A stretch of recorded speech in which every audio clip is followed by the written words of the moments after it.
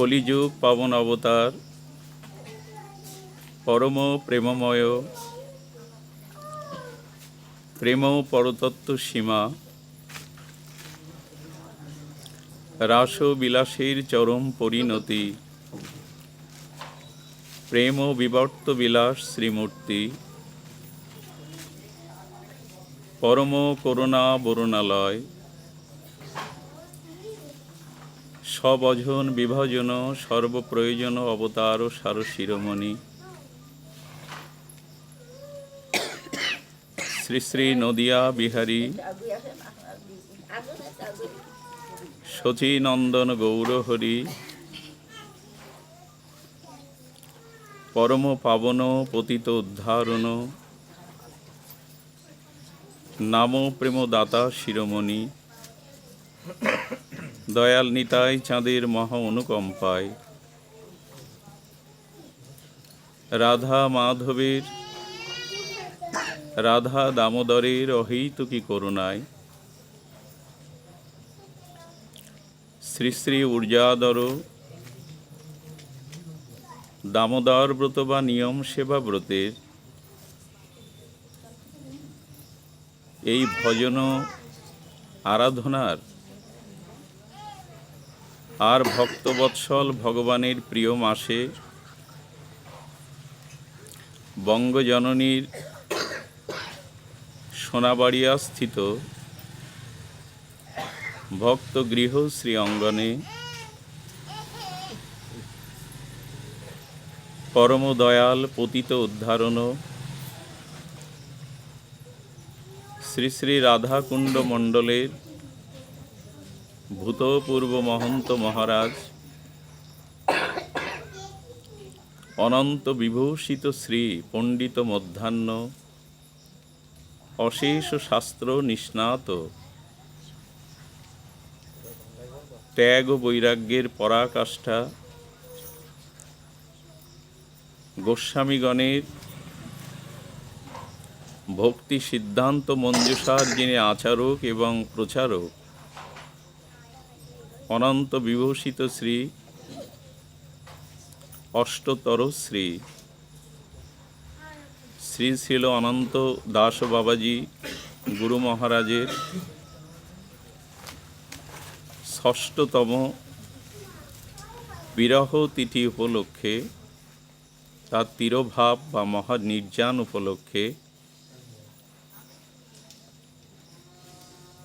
শ্রীযুক্ত আনন্দমোহন রায় তার পরিবারস্থ সকলের ঐকান্তিক শুভ মানসে আজকের এই সুমঙ্গল মাঙ্গলিক ভাগবতীয় যে ভক্তি সুধা যজ্ঞের আয়োজন, এই আয়োজনে শুভ সন্ধিক্ষণে এই মহামাহেন্দ্রক্ষণে শ্রী গুরুপাদ পদ্মে যিনি জীবনধন জীবন সর্বস্ব প্রাতঃস্মরণীয় পরম বন্দনীয় শ্রীচরণ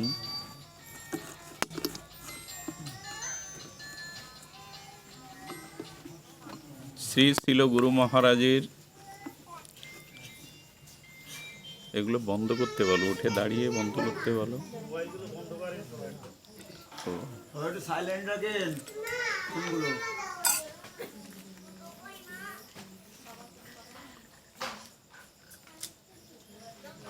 শিল গুরু মহারাজের আতুল আতুল পাবন পদার বিন্দে পরার্ধ কোটি দণ্ডবৎ প্রণতি জ্ঞাপন পূর্বক সমাগত গৌড়ীয় আচার্যগণ বৈষ্ণব কুলতিলক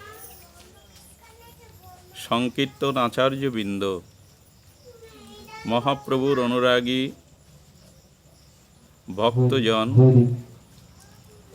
এই এখনো লাগবে না, এই বন্ধ করে, এই বন্ধ করো। পরম ভাগবতীয় সুধীজন ভক্তজন মহতজন,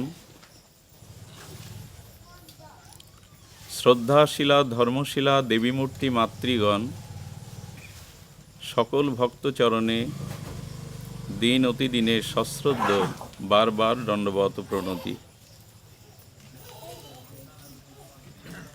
ভক্ত কৃপা বিতরণকারী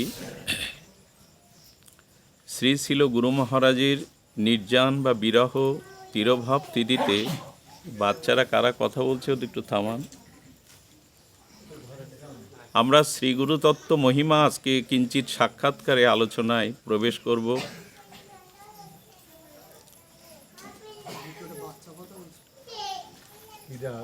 তস্মাদ গুরু প্রপদ্যতে জিজ্ঞাসু শ্রেয় উত্তমম শাব্দে পরে না নিষ্ণাত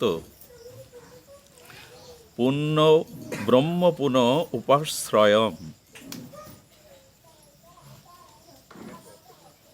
শ্রী গুরুতত্ত্ব মহিমা কিরূপ, শ্রী গুরুদেবের স্বরূপ কিরূপ, সেই প্রসঙ্গে শাস্ত্র বলছেন, যার স্মৃতিচারণ, যার দিব্য চরিতাবলী, যার বিরহ তিথি আমরা আজ উদযাপনে ব্রতী হয়েছি, কে তিনি?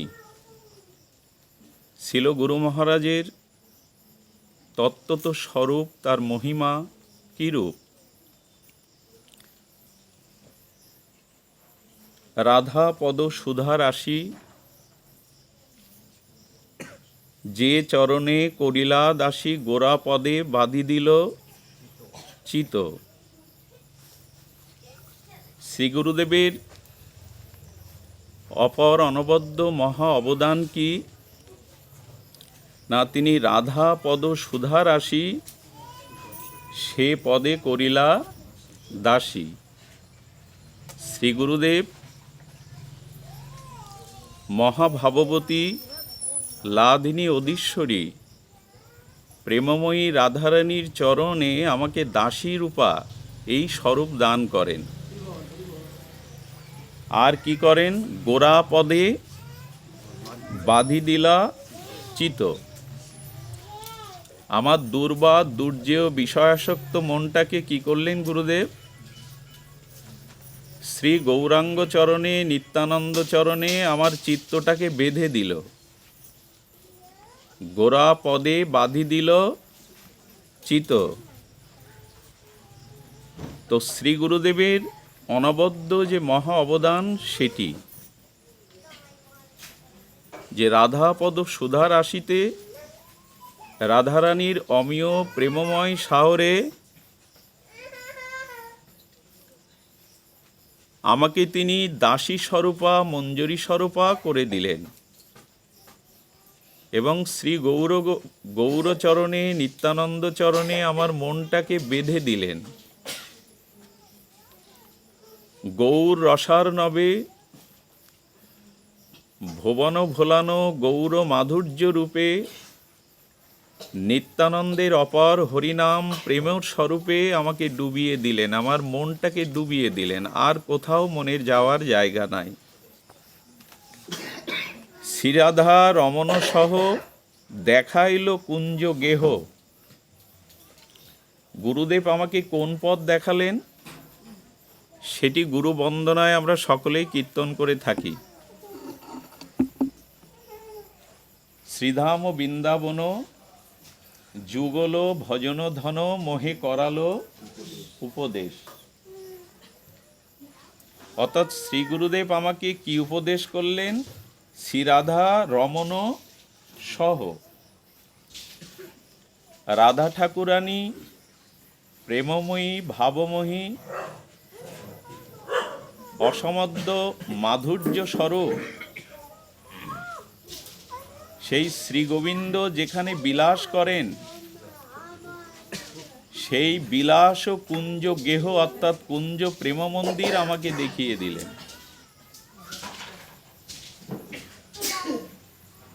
এখন জানাইল দুই প্রেম রীতি। শ্রী গুরুদেব আমাকে দুটি প্রেম রীতি জানালেন, প্রেম ভক্তি জানালেন। এখন আমাদের জিজ্ঞাসা হলো যে আমরা রাধা পদ সুধা রাশিতে নিজেকে দাসীরূপ করতে পেরেছি কি?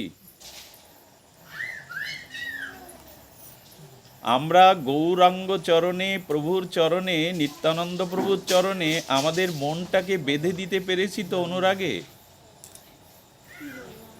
আমরা শ্রীধাম বৃন্দাবনের যুগল মন্দির যে গেহ নিকুঞ্জ মন্দির, সেখানে পৌঁছাতে পেরেছি তো? না। বাচ্চাদের ঘুরাই নিয়ে আসেন তো। প্রেম ভক্তি রীতি কি আমি বুঝেছি?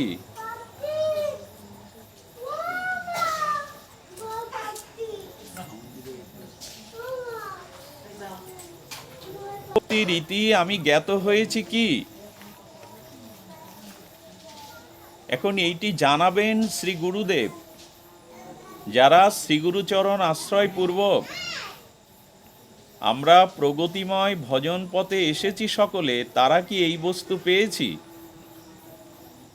একটু আগে দাদাজি সংকীর্তনে গাইলেন, এই মনের অভিলাষ বিলাসকুঞ্জে।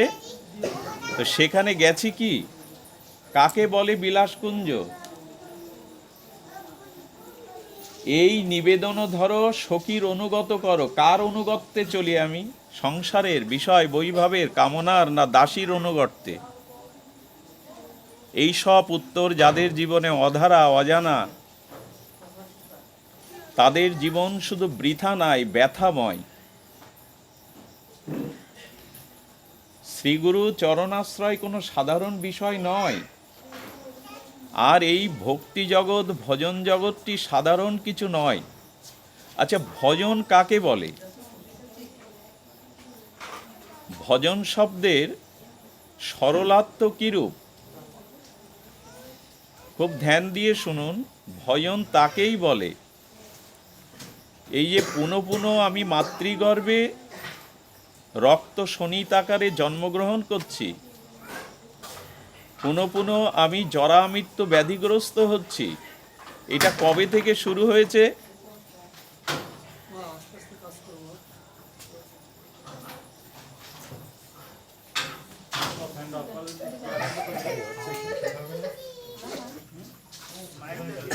বলল, পৃথিবী পরিমণ্ডল পরিভ্রমণ করে আমি উপলব্ধি করলাম কারো চিত্তে সন্তোষ নাই। সকল কিছু সে পেয়েছে, স্ত্রী পুত্র বৃত্ত বৈভব, কিন্তু মানুষের পিপাসা নিবারণ হয়নি, আরো চায়। তাতে করে তার মানসিক শান্তি নাই। এই যে পুনঃ পুনঃ জন্ম, পুনঃ পুনঃ মৃত্যু, প্রারব্ধ কর্মভোগের জরা ব্যাধি অভিশাপ ভোগ করছি, এর কারণ কি?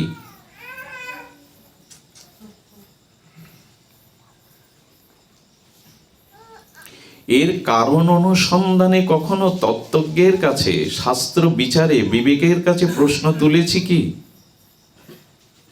আমি পুনঃ পুনঃ কেন জন্মগ্রহণ করছি, পুনঃ পুনঃ মৃত্যুর স্বাদ পাচ্ছি?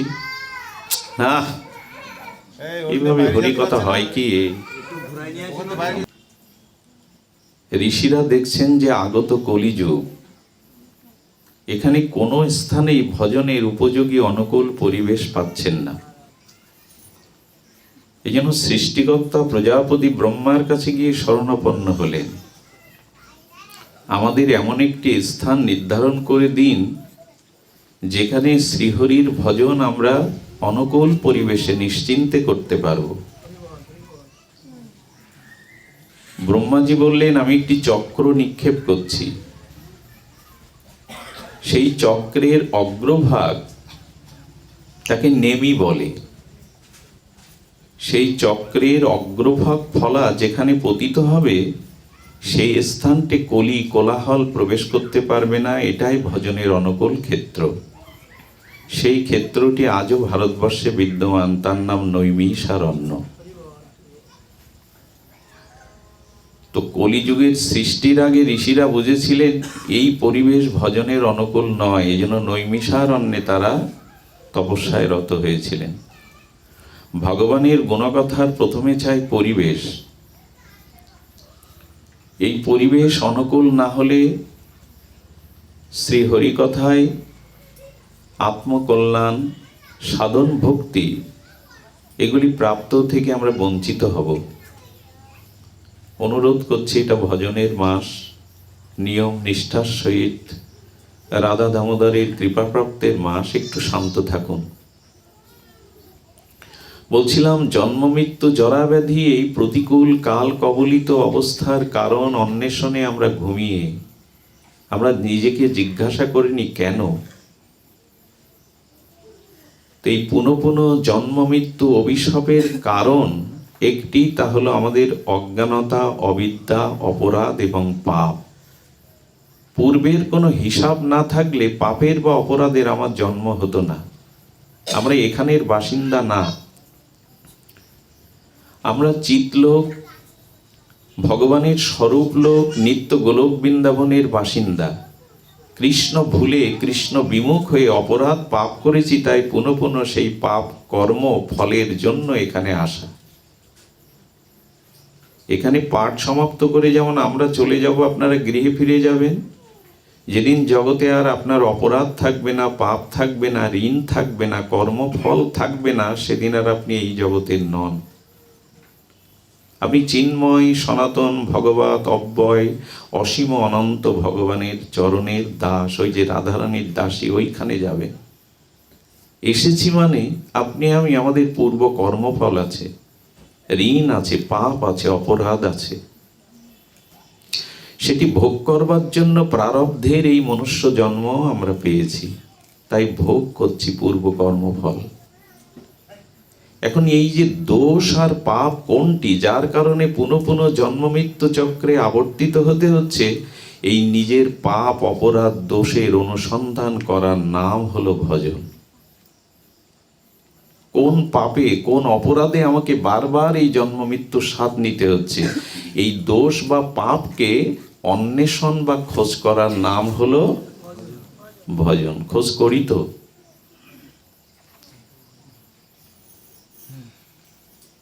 এই অনুসন্ধান বা খোঁজ করবার জন্যই এই হরিকথা, এই ভগবত ভজন, যা কিছু।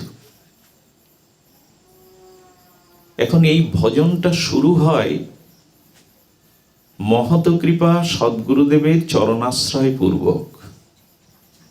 তবে একটা কথা বলি, শ্রীগুরুকরণ, শ্রীগুরু চরণাশ্রয়, শ্রীগুরু চরণে আত্মসমর্পণ, এটি না হওয়া পর্যন্ত আপনি আপনার দোষ অন্বেষণ করতে পারবেন না। ভাগবত শ্রবণ কেন করতে হয়, হরিকথা কেন শ্রবণ করতে হয়? হরিকথায় এসে পূর্ণ হয়, পাপ ক্ষয় হয়, এই মনে করে কেউ কখনো হরিবাসরে যাবেন না। হরিকথা শ্রবণে পাপ ক্ষয় হবে, আমার পূর্ণ হবে, এই প্রত্যাশা নিয়ে কেউ কখনো ভাগবত আসরে যাবেন না। ভাগবতে যেতে হয় দুটি জিনিস প্রাপ্তির জন্য। ভাগবতে এসে, সাধু সঙ্গে এসে দুটি জিনিস প্রাপ্ত হয়। কি কি সেটি? একটি হলো ভাগবত হলো দর্পণ।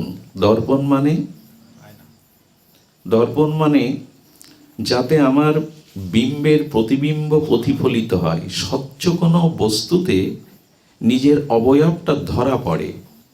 এই স্বচ্ছ বস্তু যাতে নিজের দেহের অবয়ব বা প্রতিচ্ছবি প্রতিফলিত হয়, তাকে দর্পণ বা আয়না বলে। ভাগবত হলো দর্পণ। এখানে এলে একটা আয়না পাবেন। আয়নার সামনে দাঁড়ালে আমরা কি দেখি? আমরা নিজেকে দেখতে পাই, আরো একটি জিনিস দেখতে পাই, আমার অসুন্দরতা কোথায় আছে।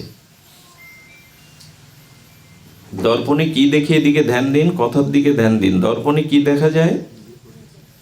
আমার অসুন্দরতা কোথায় আছে, কোথায় কালি লেগে আছে, চুলটা আলুথালু হয়ে আছে, এটা দেখা যায় কিনা? তো ভাগবতীয় দর্পণে এলে এখানে বোঝা যায় যে আমার ত্রুটিটা, আমার অসুন্দরতাটা, আমার দোষটা জীবনে কোথায়।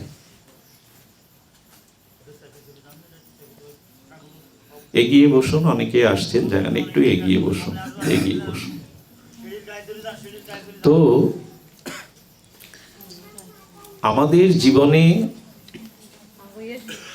ভগবত রূপ দর্পণে আমরা এটুকু উপলব্ধি করতে পারি আমার ত্রুটি কোথায়, আমার অসুন্দরতাটা কোথায়। সেই অসুন্দর ত্রুটিগুলো ভাগবত ভজনের প্রতিকূল বিষয়গুলো ভাগবতে এসে ধরা পড়ে। এই জন্য ভাগবতে আসতে হয় নিজের চরিত্র, নিজের সংশোধনের জন্য। এখানে পুণ্যের জন্য আসতে নেই। হরিকথাতে পূর্ণ হয় না, ভক্তি হয়। দ্বিতীয় কারণ হলো, দর্পণের সামনে প্রত্যেকের ঘরে কিন্তু সাধুদেরও দর্পণ আছে। এমন ব্যক্তি নাই যে তার কাছে ঝোলার মধ্যে, তার পকেটের মধ্যে আয়না নাই। সাধুকেও তিলক নেওয়ার জন্য একটা দর্পণ ব্যবহার করতে হয়। আয়না সবার ঘরে আছে কিনা?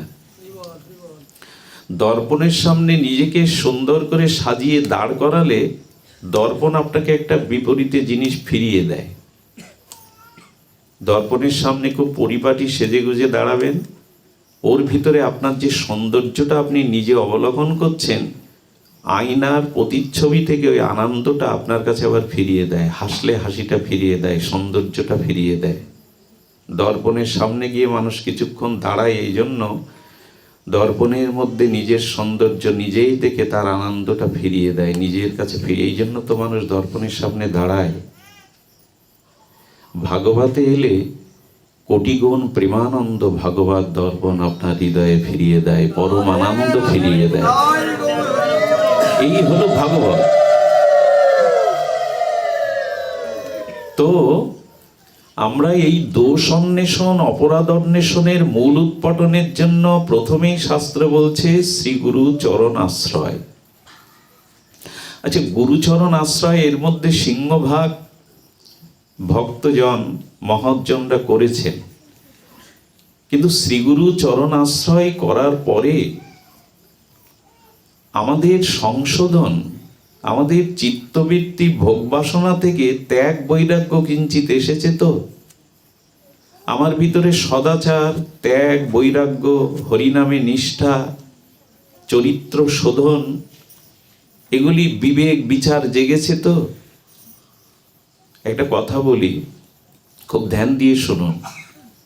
শ্রীগুরু চরণ আশ্রয় পূর্বক সাধককে সমীক্ষা করতে হবে, পরীক্ষা করতে হবে, আমি এগিয়েছি তো। পরীক্ষা তো সবখানেই দিতে হয়, ভজন জগতে আরো বেশি দিতে হয়। শ্রীগুরু অপরোক্ষ অনুভূতি আমাকে দান করলেন, মন্ত্র দান করলেন, কৃপা শক্তি দান করলেন, কিন্তু প্রায়শ দেখা যায়, প্রায় করে দেখা যায় দীক্ষা 10-20 বছর হওয়ার পরেও তার কোনো প্রগতি, তার সদাচার, তার ভজন নিষ্ঠা, তার চরিত্রের সংশোধন হয়নি। কারণ কি?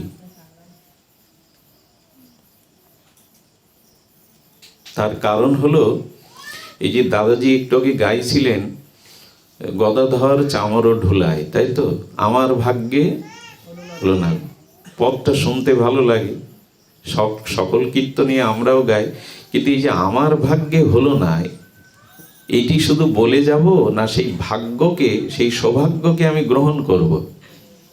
গদাধর চামর ঢোলায় মহাপ্রভুর শ্রী অঙ্গ দর্শন করে, এখন আমার ভাগ্যে হলো না, এই আমি কি শুধু এটাই বলবো? আমি কীর্তন করলে আমিও তাই বলি, কিন্তু এটা বলে যাব সারা জীবন, ভাগ্যটা নেব না, গ্রহণ করব না। এটা কথা মনে পড়ল, সূর্য পূর্ব দিগন্তে উদিত হয়, ভাস্কর ভাস্কর তেজদীপ্তে জগৎকে আলোকিত করে। তো সূর্যের আলো আমার দুয়ারেও আসে প্রভাতে, সকালে, অরুণোদয়ে। আচ্ছা, সূর্যের আলো আমার দুয়ারে এসে কি চিৎকার করে বলবে, আমি আলো রূপে প্রকাশ হয়ে তোমার দুয়ারে এসেছি, তুমি দুয়ার খুলে আলো ভেতরে নাও? কথা বলুন, বলবে কি? সূর্য প্রকাশ হয়েছে, তার আলো বিকশিত হয়ে আমার দুয়ার পর্যন্ত এসেছে, এটাই তো তার বলা। আলাদা করে চিৎকার করে বলা লাগবে কি? আপনাকে কি করতে হবে ঘরে আলো নিতে গেলে? বদ্ধ দুয়ারটি খুলে দিতে হবে। তেমন শ্রী গুরুদেব যে করুণা কৃপা করবার জন্য সেই অনন্ত ভগবানের কৃপা ঘন মূরতি হয়ে তিনি যে অপরোক্ষ ভগবত প্রেম ভক্তি, এটি কৃপার আলোরূপে, কৃপারূপে আমার মধ্যে প্রকাশ করছেন, অথচ আমার দুয়ার বন্ধ। কি করবেন গুরুদেব? আচ্ছা, গ্রীষ্মের তাপদাহে আপনি বাতায়ন খুলে দিলেন না, জানালা খুলে দিলেন না, প্রকৃতিতে বাতাস বহমান থাকলেও ঘরে বাতাস ঢুকবে তো? তো শ্রী গুরুদেবের করুণার বাতাস বইছে, কৃপা বাতাস বইছে, অথচ আপনি আপনার হৃদয় দুয়ার।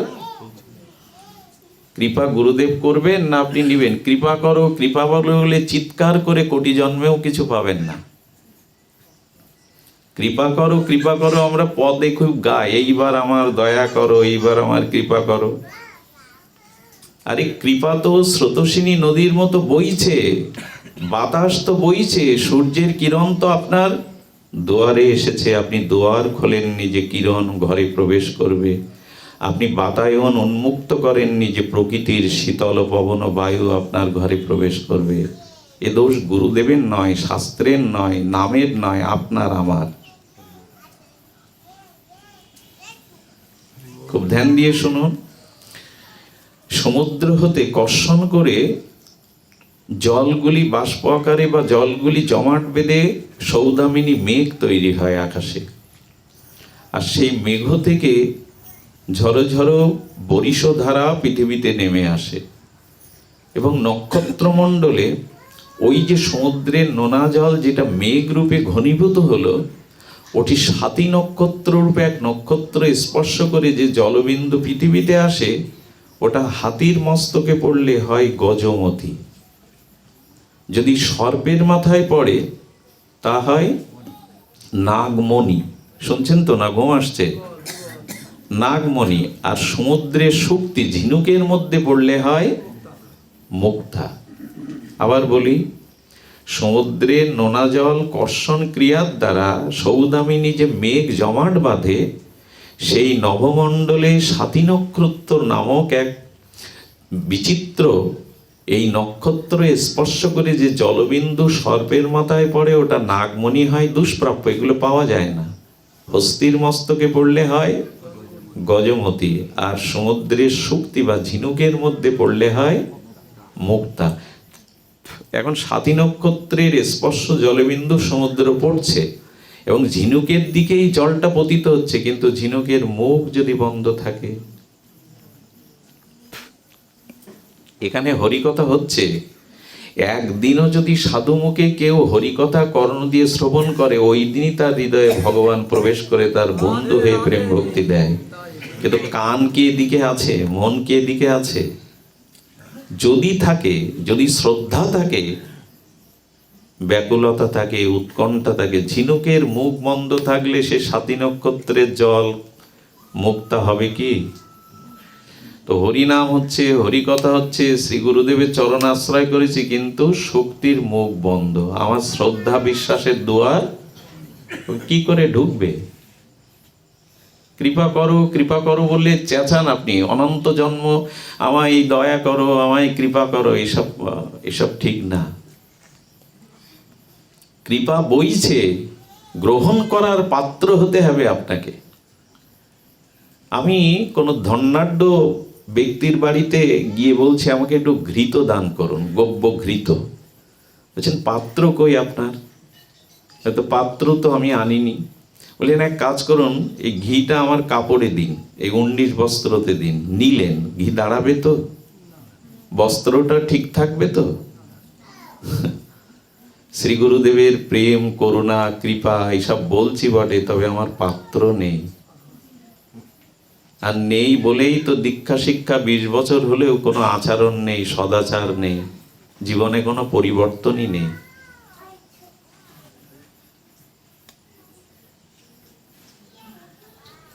এজন্য কৃপা করো, কৃপা করো, করুণা করো প্রভু। গুরুদেবের পা খামছালেই যদি ভক্তি হতো, সবার ভক্তি হয়ে যেত। গুরুদেবের পা কোলেটি নিয়ে শুধু খামছালে ভক্তি হবে না, গুরুদেবের হৃদয়ের দিকে তাকান। তিনি কিভাবে আপনাকে করুণা করেছেন, কৃপা দান করেছেন, শক্তি দান করেছেন, সেটার পাত্র কিনা আপনি।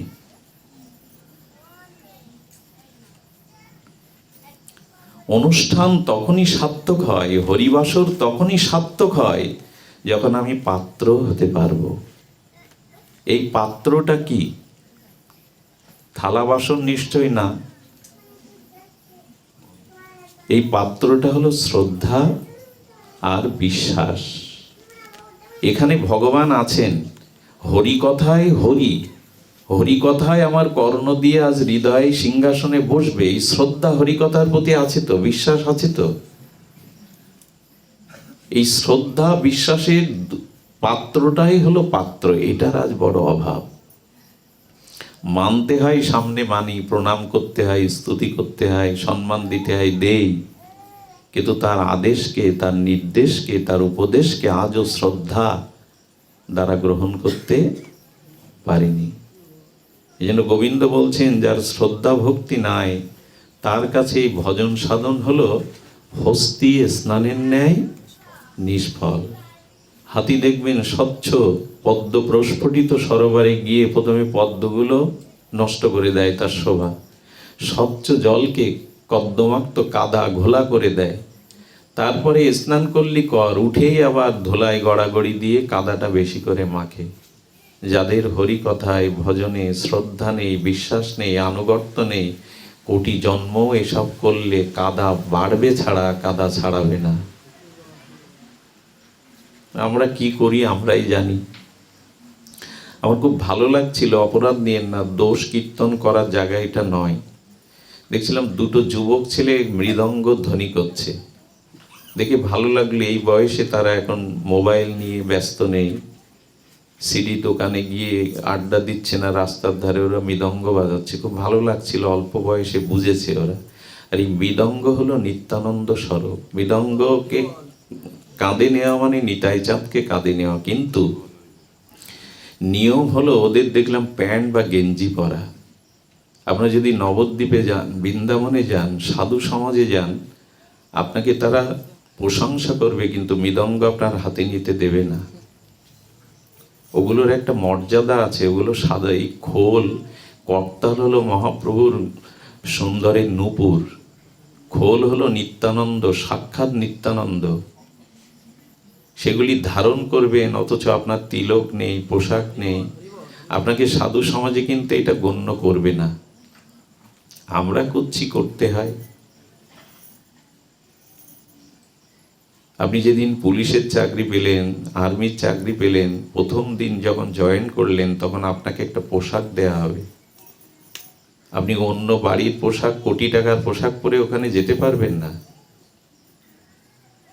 এই জন্য ভক্তি করো, কৃপা হোক, করুণা হোক, এটা যতই বুক ফাটিয়ে গান কীর্তন করুন বা আমরা বলি যে কৃপা করুন বাবা, কৃপাটা ওরকম না, কৃপাটা বহমান। দেখুন, আমাদের গতি প্রকৃতি সর্বদা নিম্নগামী। আমাদের অতীত জন্মের সুকৃতি, ত্যাগ, বৈরাগ্য, সাধন নিষ্ঠা নাই। এই জন্য জলের গতি স্বভাবত নিম্নগামী, আমাদের মনের গতিও স্বভাবত নিম্নগামী। আপনাদের না হলে আমার মতো মাদিস যারা, তাদের দেখবেন জলের গতি সর্বদা নিম্নগামী। এবং জল খোঁজ করে কোথায় জানেন? জল গড়াতে গড়াতে দেখবেন যেখানে ড্রেন আছে, গর্ত আছে, ওই জায়গায় গিয়েও স্থায়ী হয়। আমার মনের গতিও ওই, কামনা বাসনা যেখানে পাবো, ভোগ বাসনা পাবো, মন ওখানে গিয়ে দাঁড়ায়। এটা আমাদের অভিজ্ঞতায় আছে। এখন যদি বলা হয় আপনারা কাল থেকে প্রসাদভোজী হয়ে যান, 6 মাস পরে আপনাকে ডাক্তারখানায় যেতে হবে, মাথা ঘুরবে, পারবেন না। কিন্তু যদি বলা হয় কাল থেকে আপনি ওইগুলো শুরু করুন, অর্থাৎ আপনি ওই যে আমিষ আহারগুলো শুরু করুন। আচ্ছা, আমিষ আহার গ্রহণ করতে কারো কষ্ট হয় কি? যদি বলি প্রসাদ ভোজন করেন, 6 মাস পরে আপনার অভ্যাস নেই, অসুস্থ হয়ে পড়বেন। কিন্তু যদি বলি ওই বস্তুগুলো খেয়ে যান, 6 মাস না, 6 বছর না, সারা জীবন সমস্যা হবে? ওটাতে সমস্যা হয় না, এটাতে হয় কেন? যদি বলি চোখ, সবার মধ্যে ভগবান আছো দেখো, পর স্ত্রীকে, অন্য বস্তুর মধ্যে অন্য কিছু দেখো না, এই বিধি নিষেধ চোখ মানে না। ভগবান দেখো চোখ, তোমার দৃষ্টি থেকে তুমি জগৎ নিবাস ভগবানকে দেখো, এ বোধ আমার আসেনি। কিন্তু অন্যের মন্দটা, অন্যের খারাপটা, পরস্ত্রীর দিকে দৃষ্টিটা স্বাভাবিক কিনা? স্বাভাবিক এই জন্য যে অনেক জন্ম এই সংস্কারটা, যেটা শিশু ভূমিষ্ঠ হলো, ও কোনো বিদ্যা বুদ্ধি জ্ঞান ওকে দেওয়ার 5 মিনিটও ভূমিষ্ঠ হয়েছে, তো মায়ের বুকের দুধ টেনে খেতে হয়, এই শিক্ষাটাও কোথায় পেল? পেলে হলো অনেক জন্মের এই সংস্কারটা তার আছে বিধায় ওই দুধটা না, মায়ের স্তন পান করার সংস্কার ওর অনেক জন্মের, এই জন্য বলে কয়ে দিতে হয়নি। আমাদের অনেক জন্মে এইসব অভ্যাস নাই, ত্যাগ বৈরাগ্য, এই জন্য এটা ধরতে কষ্ট হয়। এখন জলের গতি নিম্ন দিকে, কিন্তু গুরুদেব কি করে, আমাদের এই বিষয়শক্ত মনটাকে, নিম্নগামী মনটাকে গুরুচরণ আশ্রয় করলে কি করে জানেন? আচ্ছা, ওই যে নিম্নগামী ড্রেনে, গর্তে আবর্ত হয়ে পোকা পড়ে যায়, পচে যায়, দূষিত হয়ে যায়, প্রদূষিত হয়ে যায় জলটা, ওই জলটা আপনি পাত্র করে জাল দিন, আগুন দিন, ওই দূষিত জল কি হবে জানেন? তাপ দিতে দিতে বাষ্প আকারেও আকাশে উঠে নির্মল মেঘমালা হয়ে আবার স্বচ্ছ জল হয়ে পড়বে, আবার স্বচ্ছ হয়ে জল হয়ে পড়বে। এই দীক্ষা, শিক্ষা, হরিনাম, সাধুসঙ্গ কেনই জাল দেওয়া? আমার ভিতরে মনের দূষণ আছে, ভোগ বাসনা আছে। হরিকথা, হরিনাম, সাধুসঙ্গ, সদ্গুরুর কৃপায় সাধন ভক্তিতে জাল দিতে দিতে সেই দূষণটা শুদ্ধ। আচ্ছা, জলের গতি নিম্ন দিকে, আর জলে আগুন ধরিয়ে জাল দিলে গতি কোন দিকে জলের? কথা বলুন। হ্যাঁ, এই দীক্ষা, শিক্ষা, হরিবাসর, হরিনাম ওই জন্য আর এ মরজগতে আসতে চায় না, তোমার কাছে ফিরে যেতে চায়। সেই আকাঙ্ক্ষাটা তো জাগা দরকার। আর আমাদের জেগেছে, আমাদের আর এই আকাঙ্ক্ষা জেগেছে, সে তোমার কাছে কবে ফিরে যাব। বেশ তো আছি, খেয়ে পরে ভোগ বিলাসে বেশ আছি, কেউ ভালো নেই। ভালো থাকার জায়গা এটা না। সংসার দুঃখময়, ত্রিতাপ জ্বালাময়, ভবমহৎ আভাগ্নি, এখানে কেউ ভালো থাকে না। সব কিছু আছে কিন্তু কিছুই যেন নাই, মনে তৃপ্তি নাই। সব কিছু আছে অথচ শান্তি নাই। এর একটাই কারণ, মন সেই দিনই শান্ত হবে যেদিন সদ্গুরুর কৃপা আপনি গ্রহণ করবার জন্য নিজেকে বিবেক বিচার দ্বারা পাত্র তৈরি করবেন। এই জন্য আগে শ্রদ্ধা আনুন, যে কোনো ভজন বিষয়ে আগে নিষ্ঠা আনুন, সদাচার আনুন, শ্রদ্ধা আনুন, তবেই না কৃপা হবে। যার কথা বলতে বসেছি তিনি কে? আপনারা অনেকেই তার দিব্য অমীয় জীবনধারার সাথে পরিচিত নন।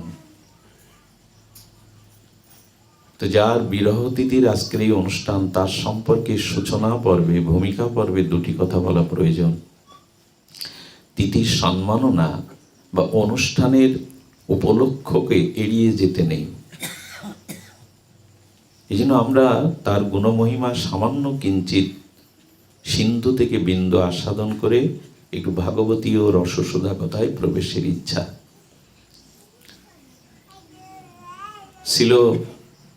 রাধাকুণ্ড তটাশ্রয়ী অনন্ত বিভূষিত শ্রী পণ্ডিত মধ্যাহ্ন অশেষ শাস্ত্র নিষ্ণাত শ্রী ছিল অনন্ত দাস বাবাজী মহারাজ, যার বিরহ তিথি আজ উদযাপন হচ্ছে। তিনি কে?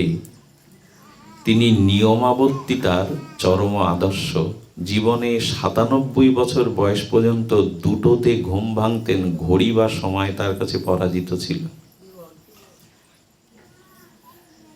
ঘড়ি বা সময় তার পেছনে ছুটছ, তিনি সময় বা ঘড়ির পেছনে ছুটতেন না।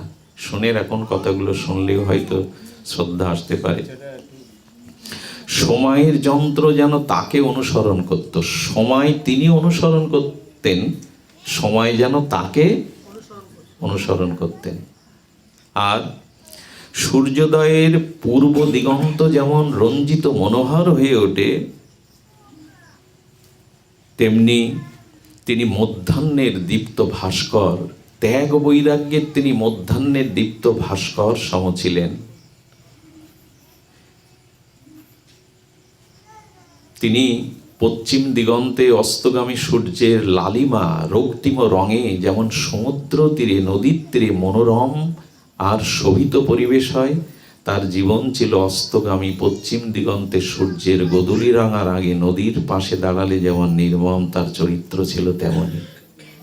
এই শব্দগুলো না এরকমই, এই শব্দগুলো এভাবেই ব্যক্ত করা যায়, এর নিচে এসে বলা যায় না। তিনি মহাসাগরের ন্যায় ধীর। সাগর দুই প্রকার, আটলান্টিক মহাসাগর নিস্তরঙ্গ, তরঙ্গ নাই, সুগম্ভীর। কিন্তু বঙ্গোপসাগর, ভারত মহাসাগর, পুরীর সাগর উত্তাল তরঙ্গায়িত। তিনি ছিলেন কেমন? প্রশান্ত মহাসাগরের ন্যায় ধীর। জীবনে কখনো রাধাকুণ্ডবাসী তার চঞ্চলতা দেখেনি। অনন্ত মহাসিন্ধুর মতো তিনি গম্ভীর। আর তিনি কেমন ছিলেন জানেন? বাক সিদ্ধ। বাক সিদ্ধ কাকে বলে? মুখ দিয়ে যে বাক্য স্ফুরণ হতো সেটা বাস্তবে রূপ নিত। উনি বাক সিদ্ধ ছিলেন। তিনি অযাচক বৃত্তি সম্পন্ন। জীবনে কারো কাছে কোনোদিন কিছু চেয়ে কিছু পাননি। অযাচক। প্রসাদ পর্যন্ত দিলে পেতেন, চেয়ে পেতেন না। ভাবা যায় একটা ৯৮ বছরের দিব্য জীবন চরিত্র এমন হতে পারে? কে তিনি? ক্ষমা করবেন, গুরুতত্ত্বে আপনারা মনে করতে পারেন আমার দাদাজি মহারাজ রাধাকুণ্ডে বলেছিলেন, আমার গুরুর মহিমা আমি আপনাকে শোনাচ্ছি কেন, ওনার গুরুদেবের মহিমা আপনাদের শোনাচ্ছি কেন, ওর থেকে আমার মুখে জুতো মারুন বা ঝাঁটা মারুন, এইভাবে উনি বলছেন। কিন্তু গুরু ভেদ না। আমার গুরু আপনার গুরু, গুরু তত্ত্ব এরকম ভাগ করা যায় না। আপনার আকাশ আমার আকাশ বলবেন কি? আকাশ কি আপনার আমার হয়? ভেদ হয়? হয় না। তেমন মদগুরু শ্রী জগৎগুরু, মতাত্মা সর্বভূতাত্মা, মদগুরু শ্রী জগৎগুরু, মন্নাথ শ্রী জগন্নাথ। অর্থাৎ জগন্নাথ যেমন সকলের, আকাশ যেমন সকলের, তেমন গুরুতত্ত্বে ভেদ নাই। আপনার গুরু আমার গুরু ভেদ নাই। তো গুরুদেব কেমন হবেন সেইখানে বলা হচ্ছে। তিনি ছিলেন বাক সিদ্ধ। শুনবেন, আমাদের ৮৪ ক্রোশ ব্রজমণ্ডলে প্রসিদ্ধ একজন সন্ত শিরোমণি আছেন, যাতে আমরা প্রচার মাধ্যমে বা আপনারা মিডিয়াতে বারবার দেখবেন, যদি বৃন্দাবনে কারোর সাথে সংযোগ থাকে, বিশ্ব বিমোহিত, বিশ্ব মোহনকারী, ভজনানন্দী দিব্য চিন্ময় মহাপুরুষ, তিনি আর কেহ নন, বর্ষনার প্রাতঃস্মরণীয় বন্দনীয় চরণ ছিল বিনোদ বাবা। নামটা শুনে থাকবেন। হেমা মালিনী গিয়ে উনি ওনার চরণের কাছে বসেছেন, আসন নেননি। প্রেমানন্দ উত্তর ভারতের কে? যোগী আদিত্যনাথ। উনি আসনও ৩ ঘন্টা ওনার চরণের কাছে বসে আসন নিতে চাননি। তো এদের কথা বলছি কেন? উনি এরকম সন্ত যে এখন ৮৪ ব্রজমণ্ডলে উনি ভূষণ। উনি একবার ছিল গুরু মহারাজের কুঠিরে প্রবেশ করেন। তখন মধ্যাহ্ন, দণ্ডবোধ করার জন্য কুঠিরে প্রবেশ করে দেখছেন গুরু মহারাজ অন্তঃসলীলা ফল্গু ধারার মতো নিত্য নিরন্তর মানস রাধারানীর চরণ চিন্তায় রত। কথা তো বলতেন না। ওনাকে যখন প্রণাম করেছে তখন উনি দেখছেন যে চারিদিক থেকে মধুর কণ্ঠে হরিনামের ধ্বনি আসছে ওনার কানে, অথচ মহন্ত মহারাজ নাম করছেন না। অন্তঃসলীলে অন্তরে স্পষ্টভাবে তার মুখে নাম উচ্চারণ হচ্ছে না, কীর্তন হচ্ছেন কিন্তু নাম শুনতে পাচ্ছেন। ওনার প্রথমে বিস্ময়কর লাগলো, কোথা থেকে নাম আসছে। উনি খুব তীক্ষ্ণ আর বিবেক বুদ্ধি বিচার দিয়ে দেখলেন ছিল গুরু মহারাজের ঘরের প্রতিটি ইট কাঠ থেকে স্পষ্ট নাম ধ্বনিত হচ্ছে, যেটা উনি কর্ণে শুনতে পাচ্ছেন। এগুলো আপনাদের মোহিত করা গল্পগাথা নয়। উনি বলছেন বিনোদ বাবা যে মহন্ত মহারাজের কুঠিরে প্রবেশ করে দেখলাম তার ইট কাঠগুলো থেকে এটা হয়।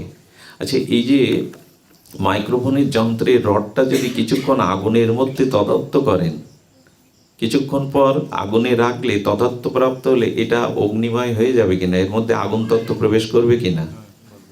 তেমন মহাপুরুষরা নিরপরাধে যেখানে হরিনাম করেন সেখানে মাটি, বাতাস, কাঠ, ওর ভিতরেও চিন্ময়ত্ব প্রাপ্ত হরিনাম স্বপ্রকাশ হয়। আরে হরিনামের কথা কি বলবো, আপনাদেরই প্রতিবেশী ঠাকুর হরিদাস। আমার ভাগ্য হয়েছিল এবার ফুলিয়াতে পাঠ করতে যাওয়ার হরিকথা, যেখানে ওই গুফায় বসে হরিনাম করতেন না, ফুলিয়ার গঙ্গা তীরে। ওইখানে বিষাক্ত সাপও তো ঠাকুরের নাম শোনার জন্য বাসা বেঁধেছিল। ঠাকুর এক বাক্যে বললো আর সাপটা উঠে চলে গেল, ঠাকুর মাথা নত করে। সেই গুফাটা এখনো রাখা আছে।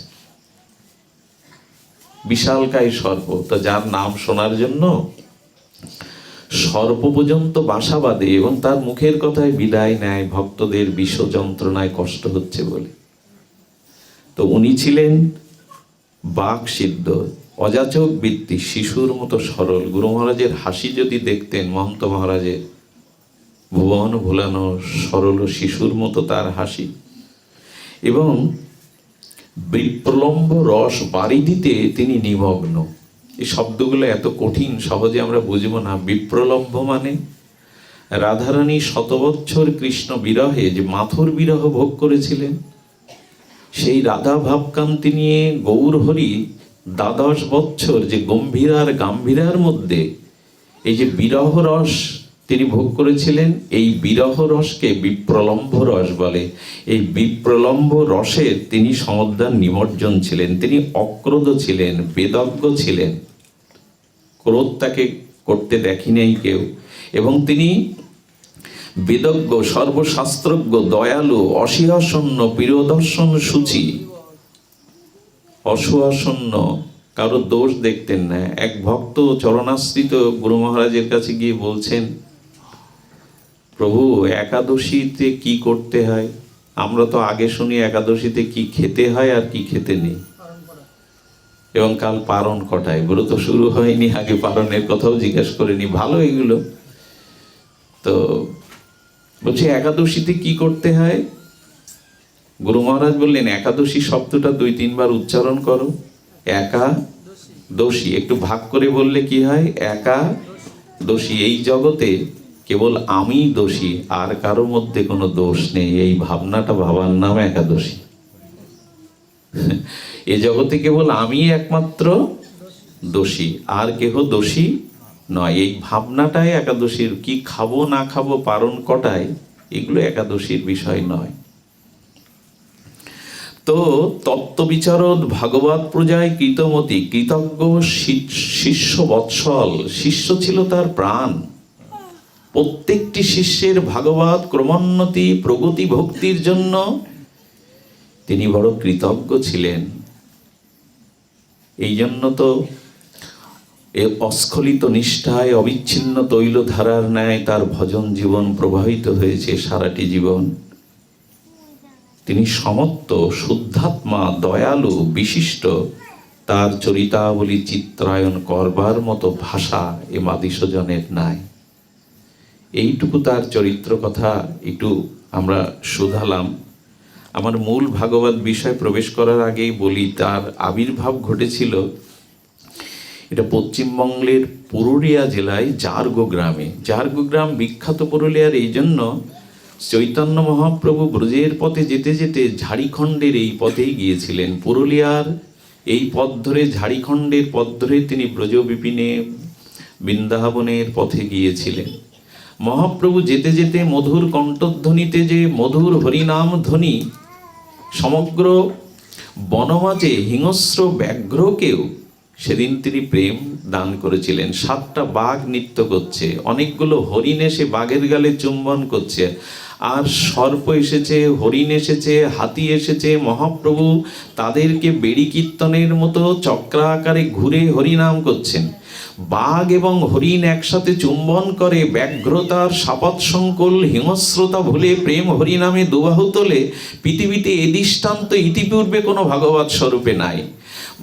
শ্রীকৃষ্ণ চৈতন্য ভগবান প্রেমাবতার রসিকেন্দ্র মৌলি বৃন্দাবনের লতাপাতাকে প্রেম দিয়েছিলেন সত্য, কিন্তু হিংস্র বাঘও প্রেম পাবে পেয়েছিল মহাপ্রভুর করুণায়, মহাপ্রভুর অনবদ্য প্রেম দানে।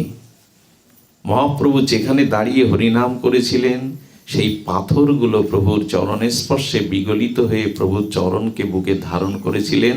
সেই 16 ইঞ্চি পরিমাণ দীর্ঘ প্রভুর আতুল আতুল চরণ এখনো ওখানে আছে। সুবর্ণ রেখার ধার ধরে মহাপ্রভু, হাতিগুলো এসেছিল, পায়ের চিহ্ন আছে। মহাপ্রভু কীর্তন ভাব উন্মাদ, দিব্য উন্মাদ দশায় যখন গড়াগড়ি দিচ্ছেন, পাথরগুলো তুলো পেজার মতো কুঁচড়ে গেছে, সেই চিহ্ন এখনো আছে, হাতির চিহ্ন। সাপগুলো এসেছিল। গুরু মহারাজ জন্মেছিলেন ওই মহাপ্রভুর সুবর্ণ রেখার, যেখানে প্রেম বিতরণ করতে করতে গিয়েছিলেন, তেমনি একটি গ্রাম জারগো গ্রাম, সেখানেই গুরু মহারাজ এসেছিলেন। তিনি এসেছিলেন সে এক দিব্যভাবে। 1332 সনের ঝুলন পূর্ণিমা, শ্রাবণী ঝুলন পূর্ণিমা, রাধা মাধবকে যখন ঝুলনে দোদুলমান ভক্তরা প্রেমানন্দে আর কুঞ্জ মন্দিরে দোল দিচ্ছে, সেই শ্রাবণ পূর্ণিমার দিনে 1332 বঙ্গাব্দে তিনি এসেছিলেন। তার পূর্বাশ্রমে পিতা ছিলেন ব্রজমোহন। এই ব্রজমোহন তার নাম রেখেছিলেন অমূল্য রতন। শিল মহন্ত মহারাজের ভূমিষ্ঠ হওয়ার পরে যে নাম পিতামাতা কর্তৃক পেয়েছিলেন, সেই নামটা হলো অমূল্য রতন। অমূল্য রতনই তিনি।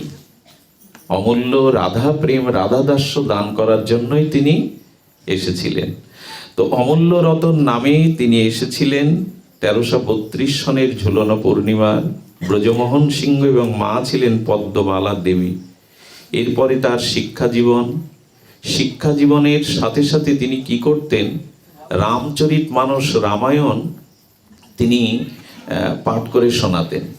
এবং একটা দিব্য হলো, এক জায়গায় রামায়ণ উনি রাম কথা, রাঘবেন্দ্র সরকারের কথা যখন গুণকীর্তন করছেন, হঠাৎ করে আসরের মধ্যে উনি মূর্ছিত হয়ে যান।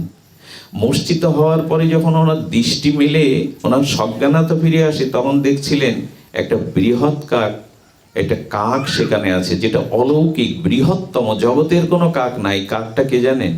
ইনি হলেন ত্রিকালজ্ঞ কাকভূষণ্ডী। কাকভূষণ্ডী হলো কয়েক কল্প অমরত্ব, তিনি ব্রহ্মত্ব প্রাপ্ত ঋষি।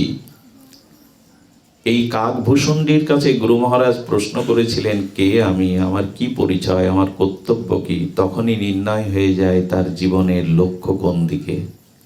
এরপরে তিনি কি করেছিলেন, তিনি কমলাকান্ত চক্রবর্তী নামের এক মহৎ বৈষ্ণব অনুরাগী, তার দৃষ্টি পড়ে এই অমূল্য রতনের দিকে।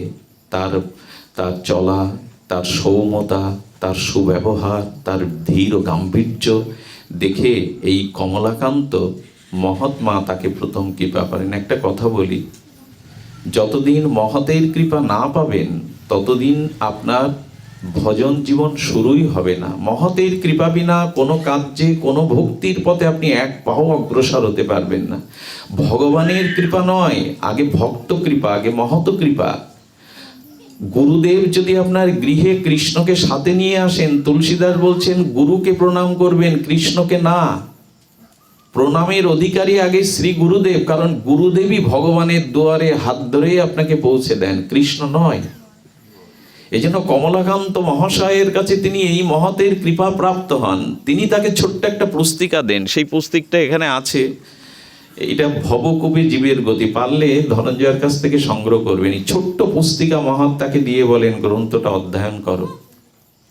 এই গ্রন্থের মধ্যে কি ছিল না, পরম গুরু মহারাজ রাধা নিষ্ঠাইক চরণ রাগ ভজনের বেদিমূলের যিনি অধ্যক্ষ, রাধা কুণ্ডের নীরবে নিভৃতে যিনি এই রাগ ভজনের বেদিমূলে বসে রাগ ভজনে নিত্য নিরন্তর জীবনকে অতিবাহিত করেছেন, সেই পরম গুরু মহারাজ ছিল কুঞ্জবিহারী দাস বাবাজি মহারাজের শ্রীহস্তে লিখিত এই ত্যাগ বৈরাগ্য ভজনের পরাকাষ্ঠা। এই ছোট্ট ক্ষুদ্র পুস্তকটি পড়ে গুরু মহারাজের চিত্তে বৃন্দাবনে যাওয়ার উৎকণ্ঠা জাগে। এই জন্য মহৎ কৃপা চাই, গ্রন্থ কৃপা চাই, না হলে আপনার গতিপথ রুদ্ধ। উনি ব্রজে যান, ছিল গুরু মহারাজ, পরম গুরু মহারাজের চরণে নিজেকে নিবেদন করেন, ত্যাগ চাই, বৈরাগ্য চাই। গুরু মহারাজ যখন তপস্যা করতেন, যোগ অবলম্বনে উনি 4-5 হাত শূন্যে উপরে উঠে যেতেন, শোকাসনে, পদ্মাসনে। পরবর্তীতে উনি ছিল গুরু মহারাজের কৃপা পান। এরপর শুরু হয় আর পেছনে ফিরে তাকানো নয়। স্বল্প বয়সে তিনি ত্যাগ বৈরাগ্য বিরক্তির বেশ ভেগ নিলেন। নাম হলো ছিল অনন্ত দাস বাবাজি মহারাজ। শুরু হলো তার ভক্তি জীবন। রূপ সনাতনের ভক্তি সিদ্ধান্ত মঞ্জুষা, সিদ্ধান্ত গ্রন্থগুলি একে একে প্রণয়ন করতে লাগলেন। বিশ্বের বিস্ময়কর গ্রন্থাবলী, রাধারস সুধানিধি বিলাপ কুসুমাঞ্জলি, শত শত দিব্য গ্রন্থাবলী সিদ্ধান্ত আকারে জগৎকে প্লাবিত করলেন সিদ্ধান্ত ভক্তির ধারায়। এরপরে তার জীবনে হরিকথা নেমে এলো। সে বৃন্দাবনে রাধা কুণ্ডে রাধা মদন মোহনে সব জায়গায় তার হরিকথার প্লাবিত ধারা যেভাবে বর্ণনা হয়েছে, বিশ্বের অন্যতম শ্রেষ্ঠ ত্যাগ ও বিরক্তি প্রধান নৈয়ায়িক আচার্য বড় পণ্ডিতজি, প্রাতঃস্মরণীয় বন্দনীয় চরণ শ্রী শ্যামসুন্দর পণ্ডিত বাবাজি মহারাজ, তিনি বলছেন 82-85 সালে গুরু মহারাজের জিহ্বা দিয়ে উচ্চারিত শব্দের মধ্যে রাধা রস খরিত হতো। সেই হেরিকেন লণ্ঠন জ্বালিয়ে রাধা কুণ্ডের তীরে বিলাপ কুসুমাঞ্জলি যখন পাঠ করতেন, দেখতেন অজানা লোক থেকে, দিব্য লোক থেকে কত দেবতা গন্ধর্ব নেমে এসে শ্রোতার আসনে রাধা কুণ্ডের ধুলিতে বসেছে। আর হরি কথা শুনতে শুনতে গাছের পাতাগুলো ঝরঝর করে আর বিরহে, রাধা বিরহে, মাথুর বিরহে ক্রন্দন করছে, মাটিগুলো ভিজে যেত। সেই অপ্রাকৃত অমৃত খরিত পৃথিবীতে একবার হয়তো হয়েছিল, আর সে ভাগ্য আমাদের আসেনি। বর্ণনা করছেন বড় পণ্ডিতজি। হরিকথার মূর্তিমন্ত বিগ্রহ ছিলেন। এই করতে করতে সারাটি জীবন রাধাকুণ্ডের আজকের যে রূপ, এটি তার দেওয়া। এই রূপ দিতে দিতে অনন্ত প্রবাহমান জীবনে আসতে আসতে সেই দিনটা অভিশপ্ত দিন, ঘোর অন্ধকারের দিন ঘনিয়ে এলো। 97 বছর বয়সে তার শরীরের কোনো অঙ্গ প্রত্যঙ্গ বিকল হয়নি। রাত 2টোর সময় উঠে তার ভজন প্রবাহ তিনি জারি রেখেছিলেন। একবার কোনো একটি কারণে মূর্ছিত হয়ে পড়েন। দিল্লির হাসপাতালে যাওয়ার পরে ডাক্তাররা দেখছে তার দেহে প্রাণ আছে কিনা তারা অনুভব করতে পারছে না, কিন্তু তিনি আঙুল কড় গুনে নাম জপ করছেন। তার সেই স্তব্ধ দেহটি, রক্তমাংসের দেহটি রক্তমাংসের নাই, চিন্ময় দেহে তার অঙ্গ প্রত্যঙ্গ, আর তিনি কর গুণে ভগবানের দিব্য নাম আস্বাদন করছেন। শেষ দিনের দীপাবলির বর্ণনাটা এইভাবেই দিয়েছে। আমার উচিত হচ্ছে না, কেন শোনাবো আপনাদের, কারণ আপনাদের গুরুদেবের মনে করেই শুনুন। এই হলো গুরু মহিমা। তার অনন্ত মহিমা, অনন্ত সিন্ধু সায়র থেকে এক বিন্দু তুলে আনার ক্ষমতা তো আমার নাই। কতটুকু নিতে পারি? আপনি কুয়োর কাছে যদি একটা মৃত্তিকার ঘট নিয়ে জল নিতে যান, ওই 1 ঘটি পাবেন।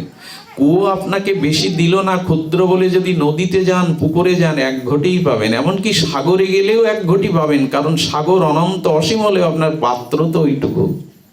কি নেওয়ার আছে? শেষবার দীপাবলির সন্ধ্যায় রাধাকুণ্ডের শোভা দর্শন করলেন। পরম গুরুদেবের সমাধিতে প্রণাম জানিয়ে নিজের কুটিরে ফিরে গেলেন। পরদিন প্রাতে গিরিরাজের অন্নকূট মহোৎসব, সকলেই ব্যস্ত, কিন্তু গুরু মহারাজের স্থিরভাবে চেয়ারে বসে আছেন। সেবকের ডাকে সাড়া দিয়ে স্নান শৌচাদি সেরে প্রতিদিনের মতো বিগ্রহ সেবা সম্পন্ন করলেন, আরতি দর্শন করলেন। বিকাল বেলায় নিজের কুঠিরে বসে নিয়ম সেবা মাসের ভাগবত শ্রবণ করলেন। সেবক মালা চন্দনে ভূষিত এসে অস্বাভাবিক লক্ষ্য করলেন। শীঘ্রই তাকে হাসপাতালে নেওয়া হলো। সম্বিত ফিরে পাওয়ার পর বলছেন, আমাকে কোথায় নিয়ে এসেছো? রাধাকুণ্ডে নিয়ে চলো। তার অন্তিম, তার অপকাট্য, তার নিত্য লীলায় প্রবেশের পূর্ব মুহূর্তে বলছেন, আমাকে কোথায় নিয়ে এসেছো? কুণ্ডে নিয়ে চলো, আমাকে কুণ্ডে নিয়ে চলো। তিনি বুঝতে পেরেছেন, উপস্থিত কেউ এটা বুঝতে পারেনি। তারপরে 24শে কার্তিক 1425 বঙ্গাব্দ 11ই নভেম্বর 2018 খ্রিস্টাব্দে রবিবার চতুর্দশী তিথিতে এই অরুণা মঞ্জরি নিত্য লীলায় প্রকট করলেন। অপ্রকট লীলায় তিনি নিত্য লীলাতে নিত্য ধামগতি হয়ে হস্ত তুলে বললেন, আমি রাধারানীর নিশান্ত লীলায় প্রবেশ করলাম, চললাম। আজ তার 6ষ্ঠতম বিরহ তিথি। এর বেশি বলবার মতো আমার কৃপা শক্তি নাই। তবে যেহেতু ভাগবতের জন্য এখানে আসা, আমরা একটু কিঞ্চিত ভাগবতকে আস্বাদন করব। ভাগবত আস্বাদন করব। আজ বিরহ তিথি, ছিল গুরু মহারাজের বিরহ তিথির। এই জন্য আমরা একটু বিরহ বিষয়টাকে সামান্য আলোকপাত করে আপনাদের এই যন্ত্রণা থেকে, কষ্ট থেকে মুক্তি দেব। আমি আপনাদেরকে হরিকথা শুনিয়ে প্রসন্ন করা, ভক্তি সিদ্ধান্তের দ্বারা আপনাদের আত্মোন্নয়ন, আত্মকল্যাণের যোগ্যতা, ক্ষমতা, কৃপা কোনোটাই নাই। এই জন্য আপনাদেরকে অত্যাচার না করে সংক্ষিপ্ত রূপে একটু বিরহ কথাটি আস্বাদন পূর্বক আমরা ভাগবত পূর্ণ বিশ্রাম রাখবো। অনেকদিন পরে আসা তো, আপনাদের মুখগুলো চেনা পরিচিত, 20 বছর ধরে দেখছি। এই জন্য সামান্য একটু হরিকথা আমরা এর সাথে যুক্ত করেই আপনাদেরকে আমরা বিশ্রাম জানাবো। দেখুন, বিরহের কথা যদি বলি, তবে উদ্ধব সন্দেশ একটু প্রবেশ করতে হয়। উদ্ধব সন্দেশটা এই জন্য যে উদ্ধব সন্দেশ হলো আমাদেরকে বিরহ জানিয়ে দেয়, ব্রজ বিরহ, আমাদের জানিয়ে দেয় প্রেম বিরহ, জানিয়ে দেয় এই জন্য। দেখুন, মথুরা মণ্ডলে, আমাদের মথুরায় বা দ্বারকায় শ্রী গোবিন্দ ছিলেন বটে, তার লীলা প্রকটে, তার বিচিত্র বৈভব লীলাতে তিনি মথুরায় আছেন, কিন্তু মথুরাধীশ গোবিন্দ শান্তিতে নাই। কেন জানেন? একদিন দেবকী মা তাকে মথুরায় প্রসাদের থালি দিয়েছেন। খুব লক্ষ্য করুন, প্রসাদের থালি দিয়েছেন। কত বছর পরে জানেন? দেবকী মার ৬টা সন্তান কংস আশ্রিয়ে মেরে ফেলে। এরপরে সপ্তম গর্ভে সংযোজিত করেন অন্য গর্ভে বলরামকে বা যোগমায়াকে। এরপর কৃষ্ণকে দর্শন করেই তাকে গোকুলে রাখা হয়। বুকের দুধ ঝরে গেছে, পাগলিনীর ন্যায় দেবকী কৃষ্ণকে বুকে নিতে স্তন্যপান করাতে পারেনি। আবার শ্রীকৃষ্ণ অবন্তীনগরে সন্দীপনী মুনির আশ্রমে সেই কানাই বলায় বিদ্যা শিক্ষা করে প্রায় ১৫-১৬ বছর পর দেবকীর সামনে কৃষ্ণ এসেছেন। আর দেবকী আজ প্রথম প্রসাদের থালি নিয়ে কৃষ্ণকে আসনে বসিয়ে দিতে গেছে, কিন্তু কৃষ্ণ তখন প্রসাদের থালির দিকে তাকিয়ে ঝরঝর করে ফুপিয়ে ফুপিয়ে কাঁদছেন। কোনো মা ১৫-১৬ বছর পরে কৃষ্ণের মতো সন্তানকে প্রথম সেবা দিতে গিয়ে যদি প্রসাদের থালির দিকে তাকিয়ে সন্তান ফুপিয়ে ফুপিয়ে কাঁদতে থাকে, স্তম্ভিত দেবকী ভাবছেন আমার দোষ হলো, অপরাধ হলো, কৃষ্ণ কেন প্রসাদ পাচ্ছে না। কৃষ্ণ অনেকক্ষণ ফুপিয়ে ফুপিয়ে কাঁদতে কাঁদতে উঠে চলে এলো, প্রসাদের থালিতে তার হাত দেওয়া হলো না। দেবকী বিরহে কাতর হয়ে ক্রন্দনরত দাস দাসীরাও কাঁদছে, বসুদেব এসে কাঁদছেন। দেবকীর এই দশা দেখে বসুদেব কাঁদছেন। কান্নার আকাশ বাতাস যখন ভারী হয়ে গেছে, প্রবেশ হয়েছে উদ্ধবের। উদ্ধব গোবিন্দের বাল্য সখা, গোবিন্দের অনুচর, তিনি বৃহস্পতির শিষ্য, পরম জ্ঞানী, তিনি ধীর, তিনি মন্ত্রী, যাদব বৃজ্জিগণের মধ্যে অন্যতম তার স্থান। তো উদ্ধব এসে যখন দেবকীর এই দশা দেখেছে, কৃষ্ণের ঘরে গিয়ে দুখানা হাত করপল্লবে জড়িয়ে ধরে বললেন, বাসুদেব, মায়ের দেওয়া থালির প্রসাদ কেন পেলেন না? মাকে কেন এমনি করে কষ্ট দিলে? কৃষ্ণ কি বলল জানেন? থালিতে না, মা কিছুটা মাখন দিয়েছিল, ননি দিয়েছিল। সেই মাখন দেখে ব্রজের যশোদার কথা আমার মনে পড়ে গেছে। প্রতিদিন তো মা আমাকে এমনি করে মাখন পাওয়াতো, সেই যশোদার কথা, ব্রজের কথা মনে পড়ে গেছে। এই জন্য মা যশোদার কথা মনে পড়ে ক্রন্দনরত কৃষ্ণের আর ভোগের থালায় হাত দেওয়া হয়নি। ভগবান যখন কাঁদছেন, তখন উদ্ধব একটি কথা জগৎকে বলেছিল, জগৎ এই দেখো, শুধু ভক্ত ভগবানের জন্য কাঁদে না, যে ভক্ত ভগবানের জন্য প্রেমাশ্রু বর্ষণ করে, ভগবানও সেই ভক্তের জন্য কাঁদে। এই দেখো জগতের রীতি। ভক্ত ভগবানকে কতটা খোঁজে, ভগবানই ভক্তকে খুঁজে বেড়ায়। ভক্ত ভগবানকে কতটা আহ্বান করে, ভক্ত ভগবানকে কতটা ডাকে। সেই অনন্ত অসীম সত্তা এই ধরার ধুলিতে আমার মতো মনুষ্য রূপে এসে কেঁদে কেঁদে বেড়ান আমাদের দুয়ারে। ভগবান কাঁদেন আমাদের দুয়ারে। আমি তাকে খুঁজি কতটুকু, তিনিই তো আমাকে খুঁজছেন। পৃথিবীতে যতদিন একটি প্রাণীও থাকবে অবশিষ্ট, ভগবান কাঁদবেন আর ভগবান আমার জন্য বারবার আসবেন। একটি প্রাণীও যতদিন তার চরণে না যাবে, ততদিন তার চোখের জল, তার বুকের বিরহ বেদনা নিবাপিত হবে না। এই হলো ভগবান, এই হলো করুণানিধি, এই হলো ভক্তবৎসল। যে যথামাং প্রবদ্ধন্তে স্ততৈব ভজম মহম, যে আমাকে চোখের জলে কেউ যদি ডাকে না, আমি তার জন্য কোটি গুণ, এই দেখো কাঁদছে। ভগবান পালঙ্কে, স্বর্ণ পালঙ্কে শয়ন করেও রাতের গভীরে রাধা রাধা বলে, গোপী গোপী বলে ক্রন্দন করতেন। বিছানার ভিজে যেত। রুক্মিণী সত্যভামা অবাক হয়ে দেখতেন ভগবান কাঁদেন কার জন্য। উদ্ধবের হাত জড়িয়ে ধরে বিরহ ব্যাকুল হয়ে সেই চিলেকোটার উপরে উঠে বৃন্দাবনের দিকে তাকিয়ে গোবিন্দ বিরস বদনে অশ্রু সজল নয়নে উদ্ধবকে বলেছিলেন, গচ্ছ উদ্ধব ব্রজং সৌম। হে সৌম উদ্ধব, তুমি ব্রজে যাও। আচ্ছা লক্ষ্য করুন তো, ব্রজবাসীরা কাউকে তো পাঠায়নি কৃষ্ণের সংবাদ নিতে। কৃষ্ণ কেন পাঠাচ্ছেন? বললেন ভগবানের দায়টা বেশি। ভগবানের দায় বেশি ভক্তের কাছে তার করুণা, তার কৃপা, তার সন্দেশ পাঠানোর জন্য। এই জন্য ভগবান পাঠাচ্ছেন। উদ্ধবকে নিজের অঙ্গভূষণ পুষ্পমালা রথে চড়িয়ে দিলেন। শুনুন সেই মন দিয়ে, উদ্ধব যখন ব্রজের পথে প্রবেশ করছে তখন গোধূলি হয়ে গেছে। গো গাভীর খুরুত্থিত ধুলিতে ব্রজের আকাশ বাতাস যেন রক্তিম আবির রঙে রাঙিয়ে গেছে। ব্রজে প্রবেশ করে তিনি প্রথমত যখন প্রবেশ করছে, ধ্যান দিন, ব্রজে প্রবেশের সাথে সাথে শ্রীকৃষ্ণের সখ্যরসের সখা যারা, মধুমঙ্গল, সুধামা,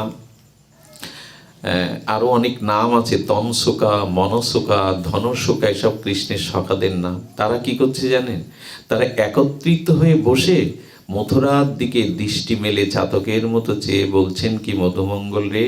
শ্রীদাম বলছে, মধুমঙ্গল, আজ আমার ডান হাত প্রকম্পিত হচ্ছে, আমার ডান চক্ষু কম্পন হচ্ছে, তার মানে শুভ দিন, তাই না? তার মানে আজকে আমাদের কানায় আসবে, তাই না?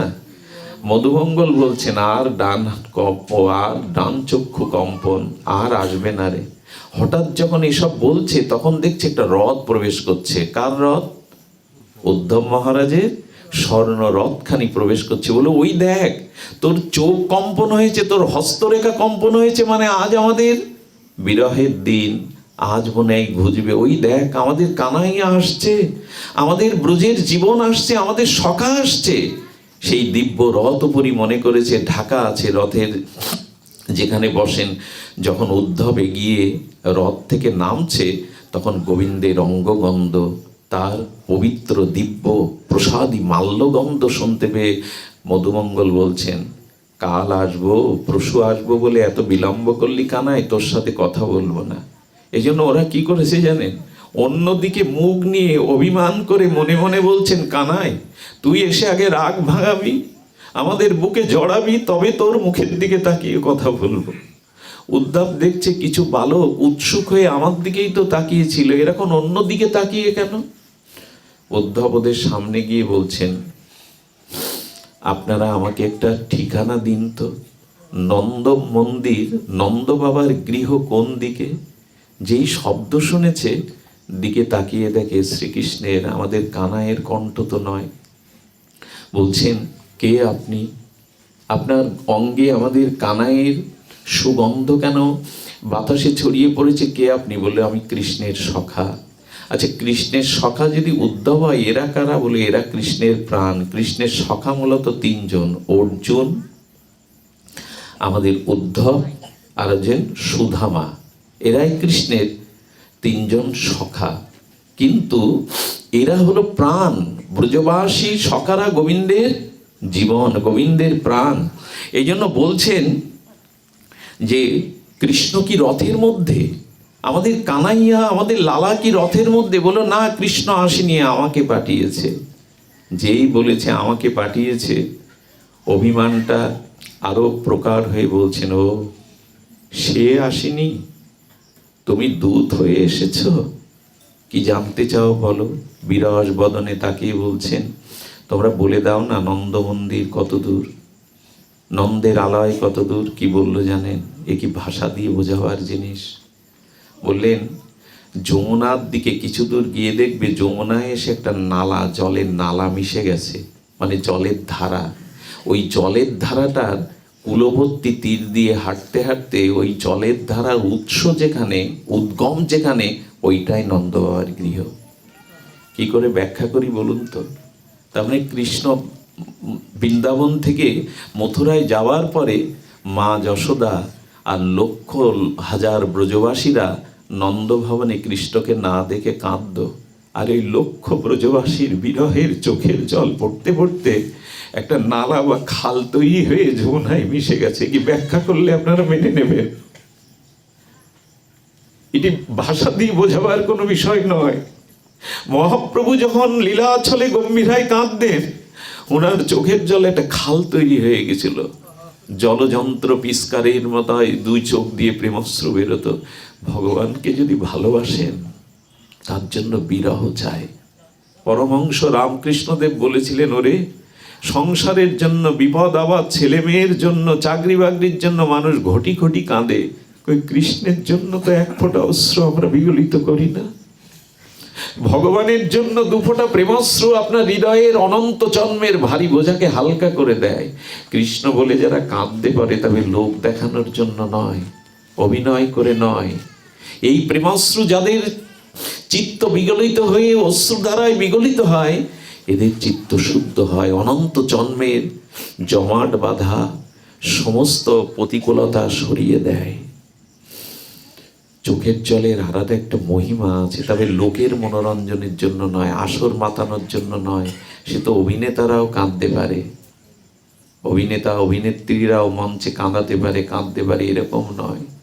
সেই বিরহ কাতরার চোখের জলে গেলেন। আমি সংক্ষিপ্তই করব। এটা ভাগবত বছরে একদিন, 6 মাসে একদিন শ্রবণের দিন না। নিত্য ভাগবত সেবায় ভাগবত নিত্য শ্রবণ করতে হয়, তবে ভক্তি হয়।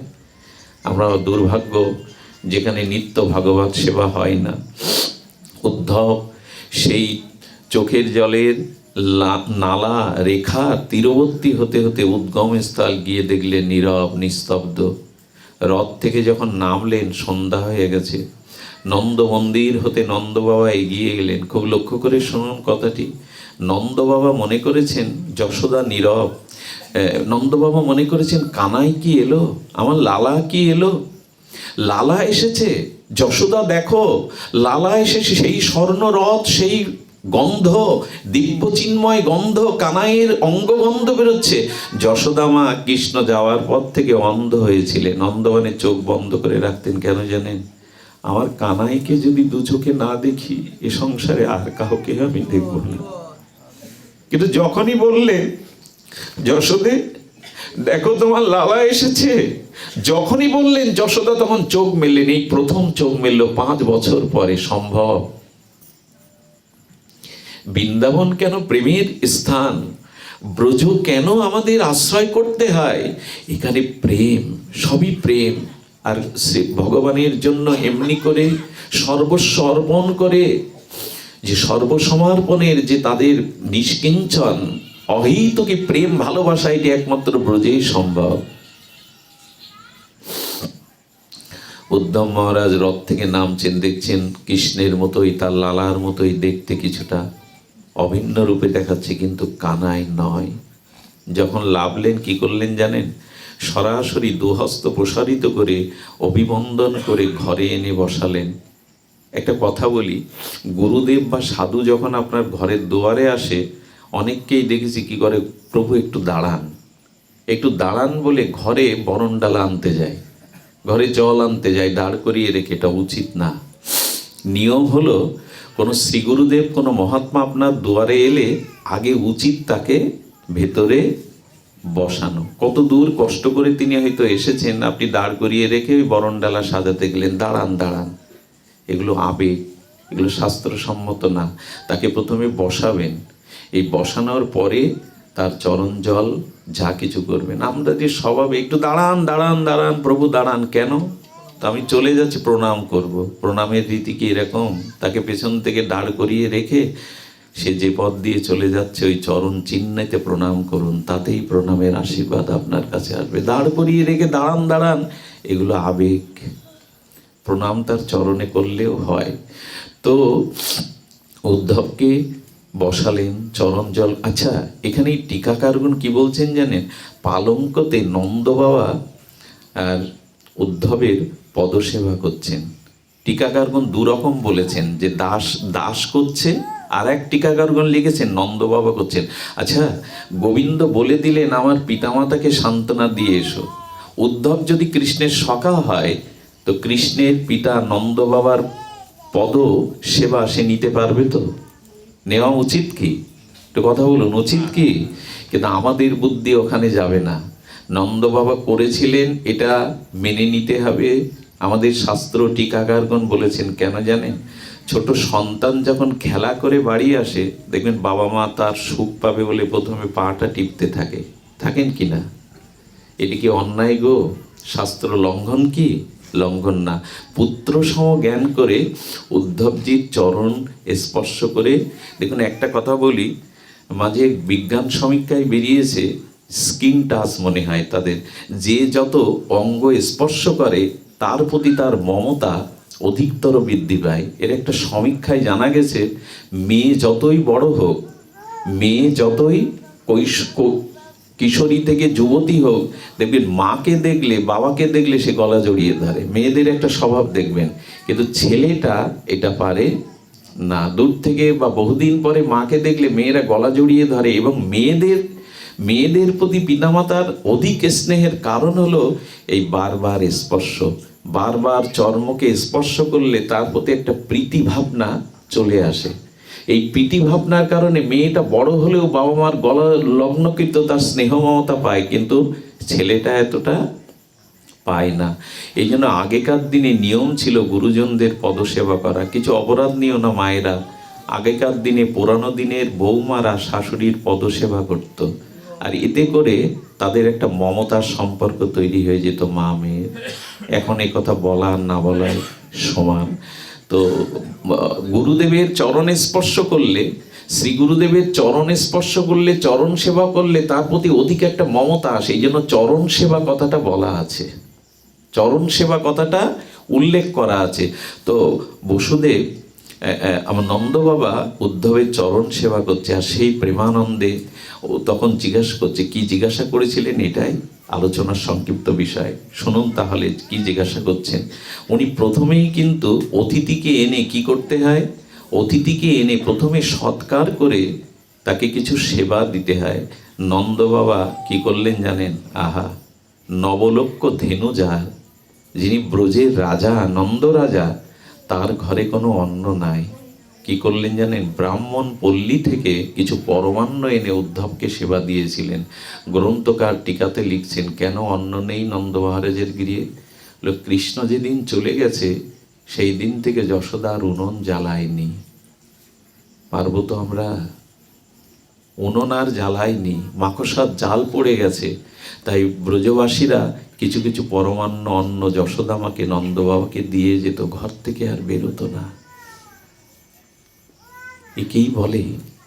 একেই বলে প্রকৃত বিরহ।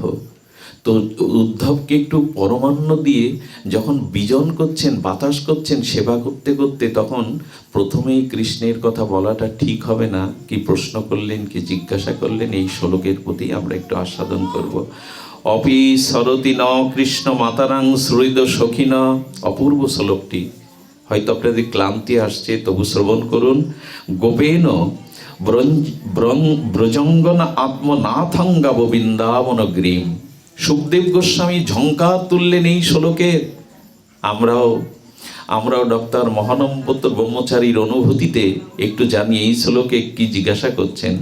নন্দরাজ সকলের কথাই বলছেন, কিন্তু কৃষ্ণের কথা জিজ্ঞাসা করছে না, কৃষ্ণের কথা একবারও তুলছেন না। কারণ কৃষ্ণের কথা তুললেই তো এই অতিথি যিনি এসেছেন তার সাথে আর অন্য কথা বলা।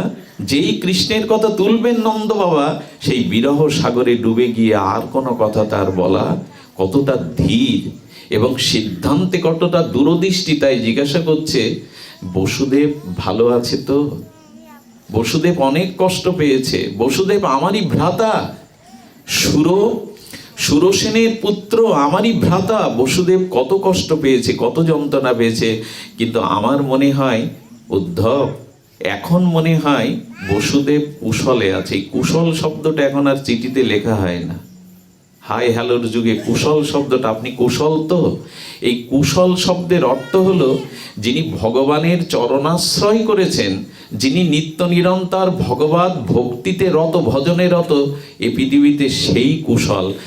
ধন যার আছে সে কুশল নয়, ভগবত ভজন যার আছে সেই কুশল। যার ধন আছে সে কুশলে আছে এটা ঠিক নয়। ধন থাকলেই আপনি কুশল থাকবেন এমন নয়।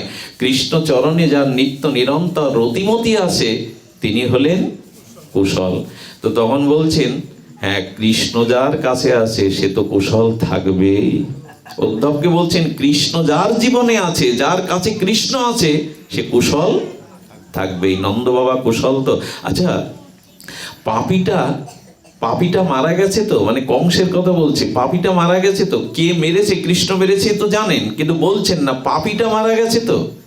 একথা কেন বলছেন জানেন?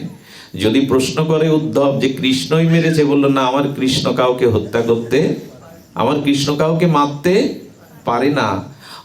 ওর অঙ্গে হাত দিলে আঙুলটা মাখনের মতো নরম হয়ে যেত, গাটা নরম লালিমা হয়ে যেত, আমার কৃষ্ণ কাউকে মারতে পারে না। আসলে এই কথাটা নন্দ বাবা সত্যি বলছেন। কথাটি ধ্যান দিয়ে শুনুন। কংস তার পাপের কারণেই, মানুষ যত অধিক পাপ করে, অপরাধ করে, ওই পাপ আর অপরাধই তাকে তার ধ্বংসের কারণ হয়। কেউ কারোর ধ্বংসের কারণ হয় না। পূর্ব জন্মে কি বর্তমান জন্মে অপরাধ বা পাপ শব্দটার অর্থ হলো পতন।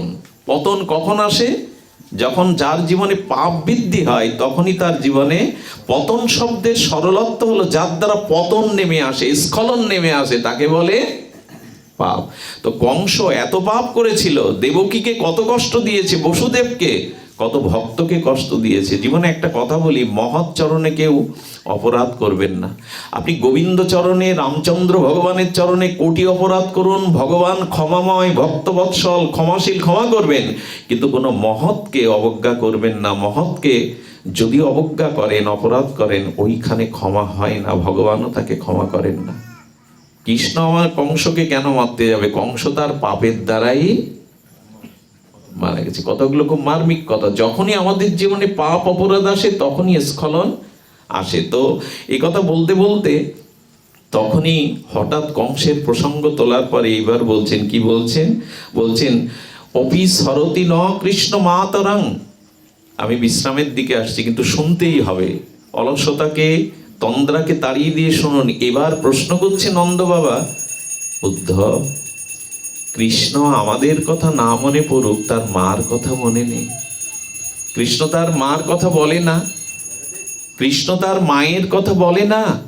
এই প্রথমে যেই মার কথা বলেছে, যশোদা এই তাকিয়ে দেখছে যে কৃষ্ণের সখা তো, কৃষ্ণের মতো দেখতে তো, কৃষ্ণের কথা যদি একটু বলে, তাই চাতকের মতো নীরবে তাকিয়ে আছে উদ্ধবের দিকে। কি বলে?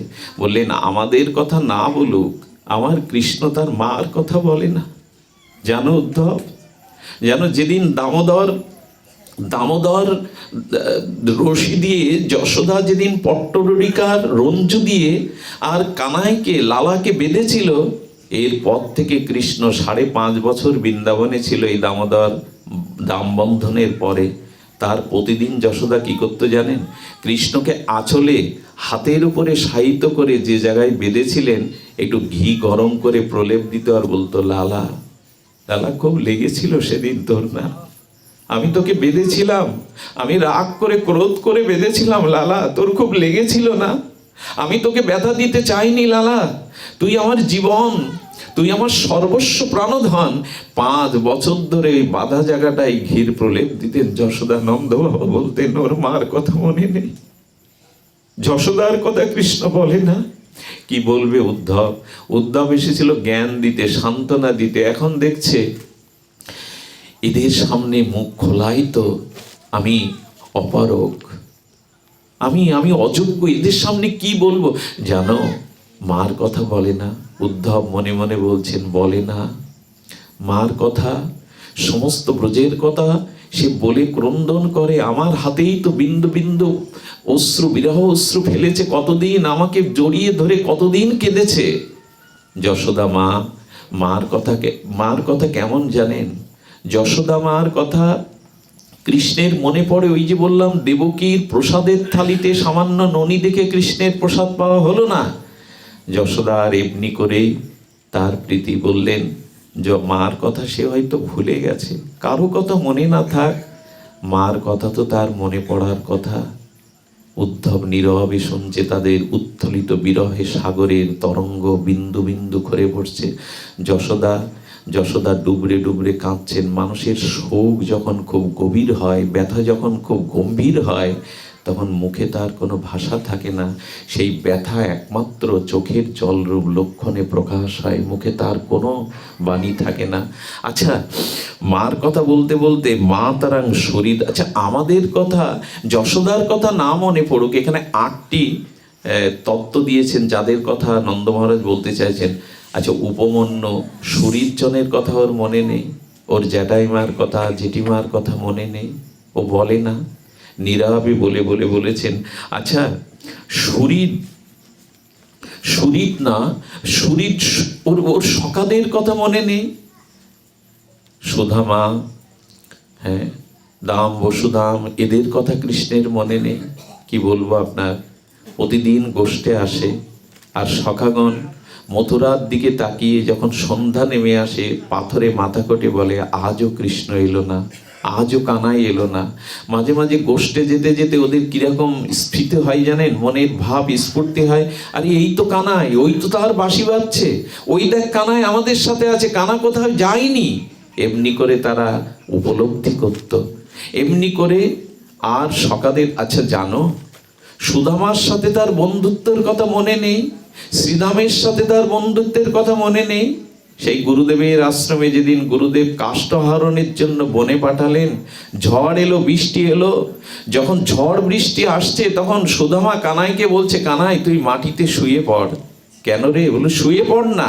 কানাইয়ের দেহের উপরে দেহটা তুলে দিয়ে সুদামা বলছেন, কানাই রে, যদি বজ্রপাতে ঝড় বৃষ্টিতে ডালপালা বজ্রপাত হয়, আমার অঙ্গে পড়ুক, যেন তোর অঙ্গে না পড়ে। এই সখাদের কথা কৃষ্ণ ভুলে আছে? সখারা দিন রাত ওদিকে তাকিয়ে থাকে। আচ্ছা, ওদের কথা মনে নেই? ওদের কথা না, গোপাঙ্গদের কথা, ব্রজের গোপীদের কথা আমার কৃষ্ণের মনে নেই। এইখানে বড় দুর্বল হয়ে গেল, কারণ গোপীদের কথা বলতে বলতে কৃষ্ণে বাগরুদ্ধ হয়ে যেতেন।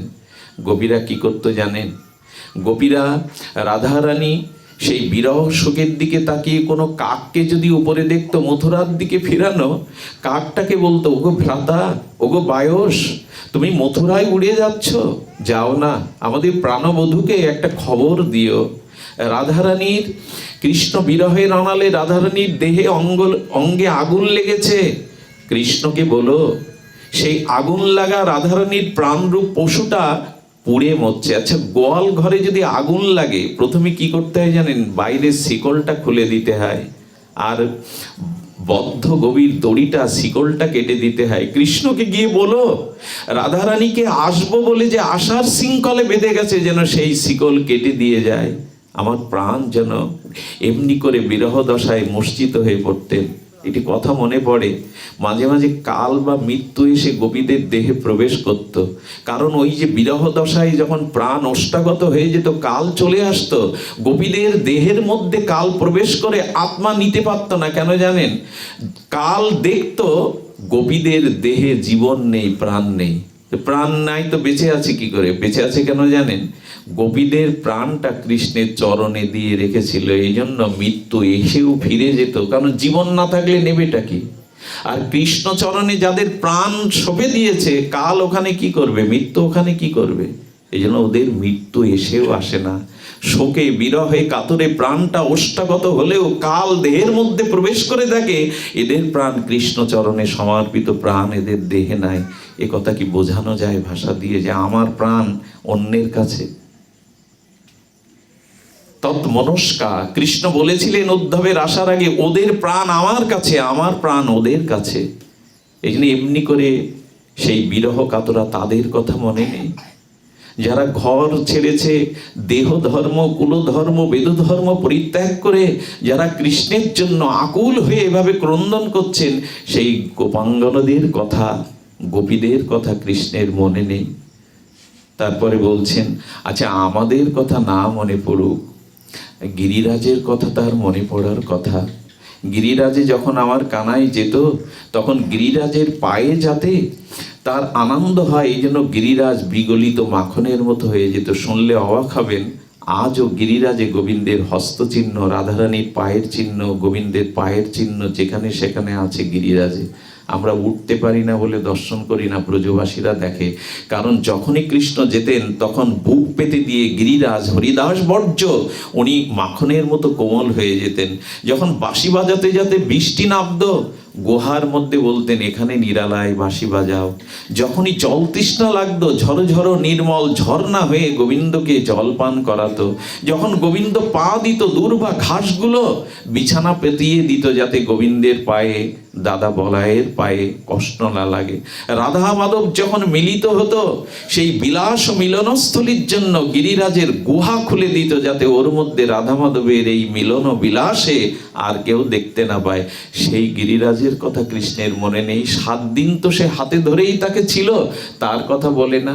আচ্ছা, সব রাখলাম, বলছেন গাবো বৃন্দাবনাং, বৃন্দাবনের কথা কৃষ্ণের মনে নেই? যে বৃন্দাবন তার প্রাণ, বৃন্দাবনের নাথ সে, আমাদের অনাথ করে চলে গেছে, ব্রজের কথা তার মনে নেই? ব্রজের কথা সে বলে না, বৃন্দাবনকে সে কি করে ভুলে আছে? এরপরে বলছেন আচ্ছা গাভীগুলো তার কত প্রিয়, গাভীদের কথা বলে না? জানো উদ্ধব, জানো কৃষ্ণের বাঁশির ডাকে গাভীগুলো ছুটে আসতো। কৃষ্ণ শ্রান্ত ক্লান্ত হয়ে গোষ্ঠে যখন ঘুমিয়ে পড়তো, তখন গাভীগুলো জিহ্বা দিয়ে দিয়ে তার পা লেহন করে দিয়ে, পিচ্ছ দিয়ে তাকে বাতাস করত, আর চোখের জলে বলতো গোবিন্দ গাভী জন্ম দিয়েছ, হস্ত তো দাওনি তোমার চরণ সেবা করবার, তাই কোনো জন্মে পারলে মানুষ করে জন্ম দিও, 2টি হাত দিও যাতে তোমার চরণ সেবা করতে পারি। গাভী মা চর্মটা খোলকে দিয়ে দেয়, ঢোলকে দিয়ে দেয়, শ্রীমন্দিরে কীর্তন আরতি হয়। গাভী মায়ের দুগ্ধ ঘৃত সমস্ত ননি মাখন ভগবত সেবাই দিও, তারা আক্ষেপ করছে মনুষ্য জন্ম দিও, ব্রজে জন্ম দিও যাতে তোমার সেবা করতে পারি। সেই গাভীগুলো এখন তৃণ খায় না, বাছুরগুলো দুগ্ধটা মুখে নিয়ে গড়িয়ে পড়ে, তারাও মথুরার দিকে তাকিয়ে তারা হাম্বা হাম্বার হবে কাঁদে। সেই গাভীর কথা কৃষ্ণের মনে নেই? নন্দ বাবা বলে চলেছে জ্ঞান দিতে এসেছিলেন বুদ্ধি সপ্তম উদ্ভাব, কিন্তু চোখের জলে তিনিও ভাসছেন। এত প্রেম কৃষ্ণের জন্য, তাদের এত ব্যাকুলতা। এরপরে বলতে বলতে বলছেন জানো বৃক্ষগুলি তার শোকে, আর তাদের পত্র শাখাগুলো নিচের দিকে, তারা যেন বারবার প্রশ্ন করতে চায় কৃষ্ণ কবে আসবে। উদ্ধব সাহস করে যে কথাটা সান্ত্বনার জন্য বলেছিলেন, মহারাজ ঘরের মধ্যে আটকে থাকেন তো, তাই তার কথা বড় বেশি মনে পড়ে। একটু যমুনার ধারে যান, একটু বৃন্দাবনের বনবিপিনে বৃক্ষর শোভা দেখুন, আপনার মনে সান্ত্বনা হবে। আপনি একটু গিরিরাজের তটে যান, আপনার মনটা সান্ত্বনা হবে। সান্ত্বনা দিতে এসছে তো, শোক দূর করবার জন্য বলছে বনে গেলে, যমুনার কোলে গেলে সান্ত্বনা হবে। নন্দ বাবা এরপর যে কথাটি বলেছিলেন সেটি বিশ্ব বিমোহিত করার কথা। তিনি বলেছিলেন বলো না, আমি যেদিন বৃক্ষের তলে গেলাম, বৃক্ষ আমাকে ডেকে ডেকে কি বললো জানো? বৃক্ষ বলল নন্দ বাবা আমি তো জড়, আমরা বৃক্ষ, আমরা কোথাও যেতে পারি না, আমরা জড়, আমরা এক জায়গায় দাঁড়িয়ে থাকি। নন্দ বাবা তুমি পারো না? আমাদের তলে গোবিন্দ ছায়া ভোগ করতো, এখানে লীলা করত, আমাদেরকে ধন্য করেছেন, আমরা জড়, আমরা যেতে পারি না। নন্দ বাবা একবার তুমি যাও না আমাদের কানাইয়াকে ফিরিয়ে আনতে। বৃক্ষগুলির কাছে শোভা দর্শন করে আমি শোক ভুলবো কি গো? বৃক্ষগুলোই আমাকে কাঁদায়, বলে যাও একবার ফিরিয়ে আনো। নন্দ বাবা কিন্তু এভাবে বলছেন, যমুনার কাছে গেলে যমুনা শা শা শব্দে তরঙ্গ হয়ে বলে নন্দ বাবা আমার জল, সে শীতল জল পান করেছে, আমাতে কেলি করেছে, যাও না নন্দ বাবা আমাদের লালাকে কানাইকে একবার আমার কোলে ফিরিয়ে দাও। গিরিরাজ কেঁদে ওঠে, গিরিরাজ বলে আমায় বড় ভালোবেসেছিল প্রভু, আমাতেই তার লীলাস্থলী, একবার ফিরিয়ে আনো। নন্দ বাবা কেঁদে কেঁদে কি বলেন জানেন? আমি গিয়েছিলাম, আমি একবার কানাইকে আনতে গিয়েছিলাম, কিন্তু কানাইকে আনতে পারিনি, কারণ সে আসবে বলেছে। যদি সে আসবে বলে থাকে আমি তাকে আনতে পারি না, কারণ তার সুখের চিন্তায় সে যদি না এসে সুখ পায় সেটাই আমার সুখ। এই হলো ভালোবাসার লক্ষণ, এই হলো প্রেমের লক্ষণ। প্রিয়ের সুখটাই সুখ, নিজের সুখটা সুখ না। নন্দ বাবা যেদিন ফিরে এসেছিলেন, যশোদা দৌড়াতে দৌড়াতে বলছেন আমার লালা কই? বললো লালা আসেনি, তোমার প্রাণধন আসেনি। তখন বলছেন তুমি কেন তাহলে ফিরে এলে? তুমি মরতে পারোনি? এ কথা বলা যায় তো? যশোদা বলছে, লালা যদি না আসে তুমি এসেছো কেন? ওগো তুমি একবারও শিখলে না? রামের পিতা দশরথ 14 বছর রাম বনবাস থেকে ফিরবে না, সুমন্তের মুখে কথা শুনে রাম দেহ ত্যাগ করেছিল। তুমি এই কথাও বোঝো না যে রামের শোকে দশরথ প্রাণ ত্যাগ করলো, তুমি বেঁচে আছো কেন? এ প্রশ্ন করা যায় স্বামীর কাছে? আমার লালা যদি না ফিরে তুমি ফিরে এসেছো কেন? দশরথ তো রামের শোকে প্রাণ ত্যাগ করলো। নন্দ বাবা কেঁদে কেঁদে বলেছিলেন, আমি কেন মরিনি জানো? কৃষ্ণ শোকে অনেকবার আমার প্রাণ চলে যেতে যেছে, কিন্তু আমি তো তার সুখ চাই। হ্যাঁ, কৃষ্ণ জননী শোনো, যেদিন কৃষ্ণ আমার লালা ব্রজে ফিরে আসবে, সেদিন বাবা বাবা বলে ডেকে যদি আমার কোলে না উঠতে পারে, আমার ডাকের উত্তর আমি না দিতে পারি, সেদিন যে বড় আমার লালার কষ্ট হবে। তাই মৃত্যুকে উপেক্ষা করে প্রাণটা ধরে রেখেছি, লালা এসে যাতে কষ্ট না পায়, কানাই এসে যাতে কষ্ট না পায়। আমি ফেরাবার চেষ্টা করেছি, পারিনি গো। এমনি করে যখন বললেন কৃষ্ণ ভগবান, আপনি এমনি করে কাঁদবেন না, সে সবার মধ্যে, সর্বস্থানে, সর্বহৃদয়ে তার বসবাস, তিনি অন্তর্যামী পরমাত্মা স্বরূপ। যখন এই কথা বলেছে, তখনই নন্দ বাবার কথা বলেই আমি পাঠ বিশ্রাম করছি। নন্দ বাবা বলেছিল, উদ্ধব, তোমাকে আমি জ্ঞানী মনে করেছিলাম, তোমাকে কৃষ্ণের সখা মনে করেছিলাম, তুমি বড় দূরদৃষ্টি সম্পন্ন।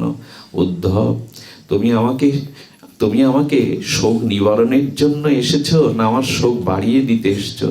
দেখো, আমি মনে করতাম কানাই আমার ছেলে, ভগবান না, কিন্তু তুমি পরিচয় দিচ্ছ আমার কানাই শুধু আমার ছেলে না, কানাই সর্বজ্ঞ ভগবান।